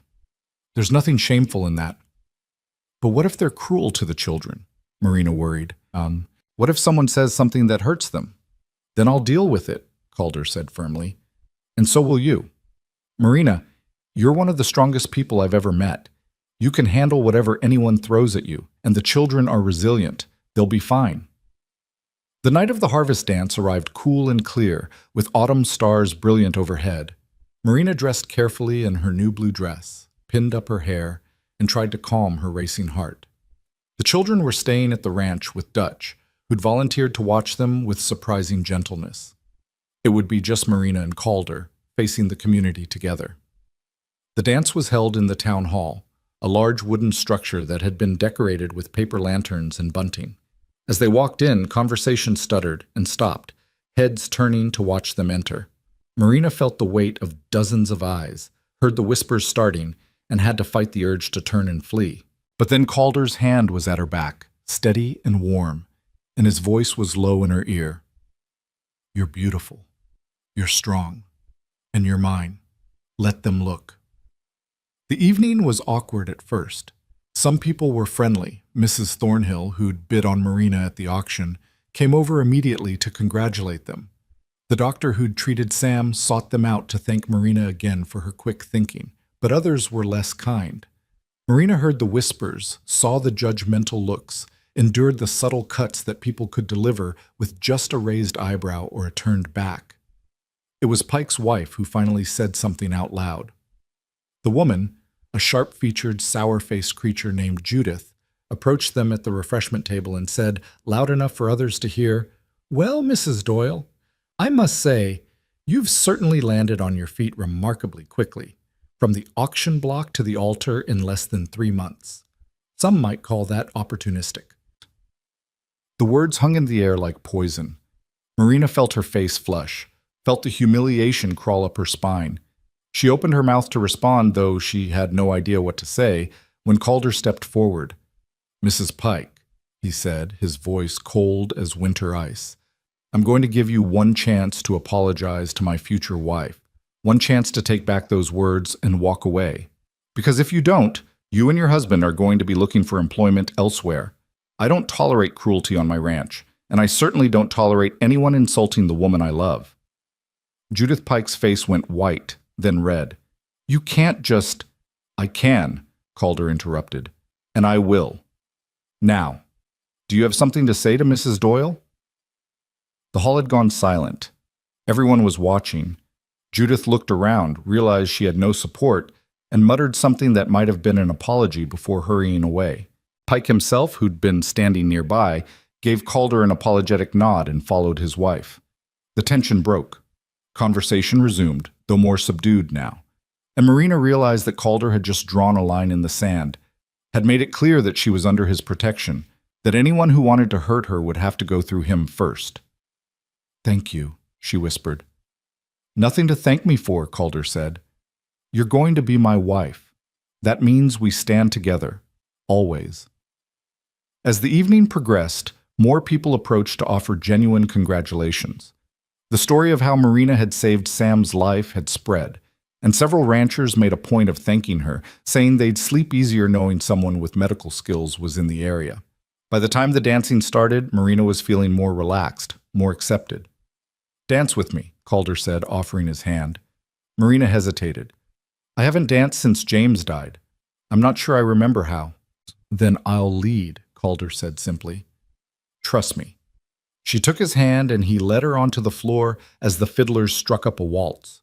For a moment, Marina stumbled, uncertain, but then Calder's arm was around her waist, strong and sure, and his hand was holding hers with gentle firmness. "Just follow me," he murmured, "one step at a time." They moved together, finding their rhythm, and Marina felt something in her chest loosen and expand. Around them, other couples danced, lantern light flickering across their faces. Someone was laughing. The fiddles sang. And in Calder's arms, Marina felt safe and cherished and finally home. "I love you," she said quietly, the words coming easily for the first time. "I know I haven't said it enough, but I do. I love you, Calder Rhodes." His smile was brilliant, transforming his usually serious face. "I love you too, Marina. More than I knew it was possible to love someone. You and those children, you're my whole world now." They danced until the music ended, until other couples began to leave, until it was clear the evening was winding down. As they walked back to the wagon, Marina felt lighter than she had in months. The whispers and judgment still stung, but they mattered less now. What mattered was the man beside her, the children waiting at home, the family they were building together. The wedding took place on a Saturday afternoon in late September, under an arbor that Dutch and the ranch hands had constructed in the yard between the house and the barn. The weather was perfect, cool but not cold, with a brilliant blue sky and the prairie grass golden in the autumn sun. The pastor stood waiting, his Bible in hand, while a small crowd of neighbors and friends gathered to witness. Marina stood in the cabin, her hands trembling as she pinned up her hair one more time. Clara was beside her in her new dress, practically vibrating with excitement. The little girl's hair was crowned with a wreath of prairie flowers, not exactly what she'd dreamed of, but close enough to delight her. "You look beautiful, Mama," Clara said solemnly, "like a princess in a story." "Thank you, sweet girl." Marina turned to look at her reflection in the small mirror. The woman looking back at her was different from the one who'd stood on that auction block. This woman had color in her cheeks, brightness in her eyes, hope in her expression. This woman was loved. There was a knock at the door, and Elias poked his head in. "They're ready for you, Mama." Marina took a deep breath, smoothed down her dress, and stepped out into the golden afternoon. The children walked with her, Elias on one side, Clara on the other, Jonah holding her hand and trying to keep up. As they approached the arbor, Marina saw Calder waiting for her, and her breath caught. He was dressed in his best clothes, a dark suit that looked new, a white shirt, a string tie. His hair was neatly combed, his face freshly shaved, but it was his expression that undid her, the love and pride and joy written so clearly across his features that there could be no doubt about his feelings. The pastor began the ceremony, speaking about love and commitment and the sacred bond of marriage. But Marina barely heard the words. She was too focused on Calder's face, on his hands holding hers, on the steady presence of her children beside her. When it came time for vows, Calder spoke first. "Marina," he said, his voice steady and sure, "I promise to love you and honor you for all the days of my life. I promise to be a father to your children, to protect them and guide them and give them every opportunity I can. I promise to build a life with you, not perfect, but honest and true. I promise to stand with you through whatever comes, good or bad. And I promise that you will never again stand alone, never again face the world without someone at your side who loves you completely. This is my vow to you." Marina's vision blurred with tears. When it was her turn, she had to swallow hard before she could speak. Calder, she said, her voice shaking but growing stronger. You saved my life and the lives of my children when you had no reason to. You gave us shelter and dignity and hope when we had nothing. But more than that, you gave us love. You showed me that it's possible to heal, to trust again, to open my heart even after loss. I promise to love you faithfully, to be your partner in all things, to build this life with you one day at a time. I promise to honor what we're creating, not just a marriage, but a family. And I promise that you will always have a home in my heart, as you've given me a home here. This is my vow to you. Then by the power vested in me, the pastor said, I now pronounce you husband and wife. Calder, you may kiss your bride. Calder stepped forward, cupped Marina's face in his hands, and kissed her softly, a kiss full of promise and tenderness and the beginning of something beautiful. Around them, people cheered and clapped. Clara squealed with delight. Even Elias was smiling, his eyes bright with unshed tears. When they finally pulled apart, Calder turned to the children. Come here, he said, all of you. They gathered close, and Calder knelt so he was at their eye level. Today isn't just about your mother and me, he said. It's about all of us. We're a family now, officially and forever. And I want to make a promise to each of you too. He looked at Elias first. I promise to teach you everything I know about ranching and horses and being a good man. I promise to listen when you need someone to talk to and to give you space when you need to figure things out on your own. I promise to respect your father's memory and never try to replace him. And I promise to always, always be proud of you. Elias nodded, his throat working. Thank you, he whispered. Calder turned to Clara. I promise to encourage your garden and your dreams. I promise to answer all your questions, even the ones that come at bedtime when I'm exhausted. I promise to make you laugh and catch you when you fall. And I promise that you'll always have flowers on your birthday, no matter what. Clara threw her arms around his neck, nearly knocking him over. I love you, Mr. Rhodes. I love you too, Clara Bell, Calder said, using the nickname he'd given her. He looked at Jonah last. And you, little man. I promise to keep you safe and warm and fed. I promise to teach you about the horses when you're big enough. I promise to carry you when your legs get tired and to tell you stories at bedtime. And I promise that you'll never have to wonder if you belong, because you do. You belong with us. Jonah, not entirely understanding but responding to the emotion in Calder's voice, leaned forward and patted Calder's cheek with his small hand. Mr. Cal, he said contentedly. Marina watched this scene through tears, her heart so full it felt like it might burst. This was it, the moment when they truly became a family, not because of legal contracts or employment arrangements, but because of love freely given and received. The reception that followed was joyful and chaotic. Dutch had organized a feast, roasted beef, fresh bread, vegetables from Clara's garden, and 3 different kinds of pie. The ranch hands played music, and people danced in the yard as the sun sank toward the horizon. Children ran shrieking through the crowd. Neighbors who'd been skeptical at the dance now offered genuine congratulations. Even Pike's wife managed a stiff smile and a nod. As evening fell and lanterns were lit, Calder pulled Marina aside. There's something I want to give you, he said. A wedding present. Come with me. He led her to the barn where something large sat covered by a tarp. The children followed, curious, along with several of the ranch hands. Calder pulled off the tarp with a flourish, revealing a beautifully crafted sleigh, polished wood, curved runners, padded seats, and designs carved into the sides. I've been working on it for weeks, Calder admitted. Had to do it in secret, mostly late at night when everyone was asleep.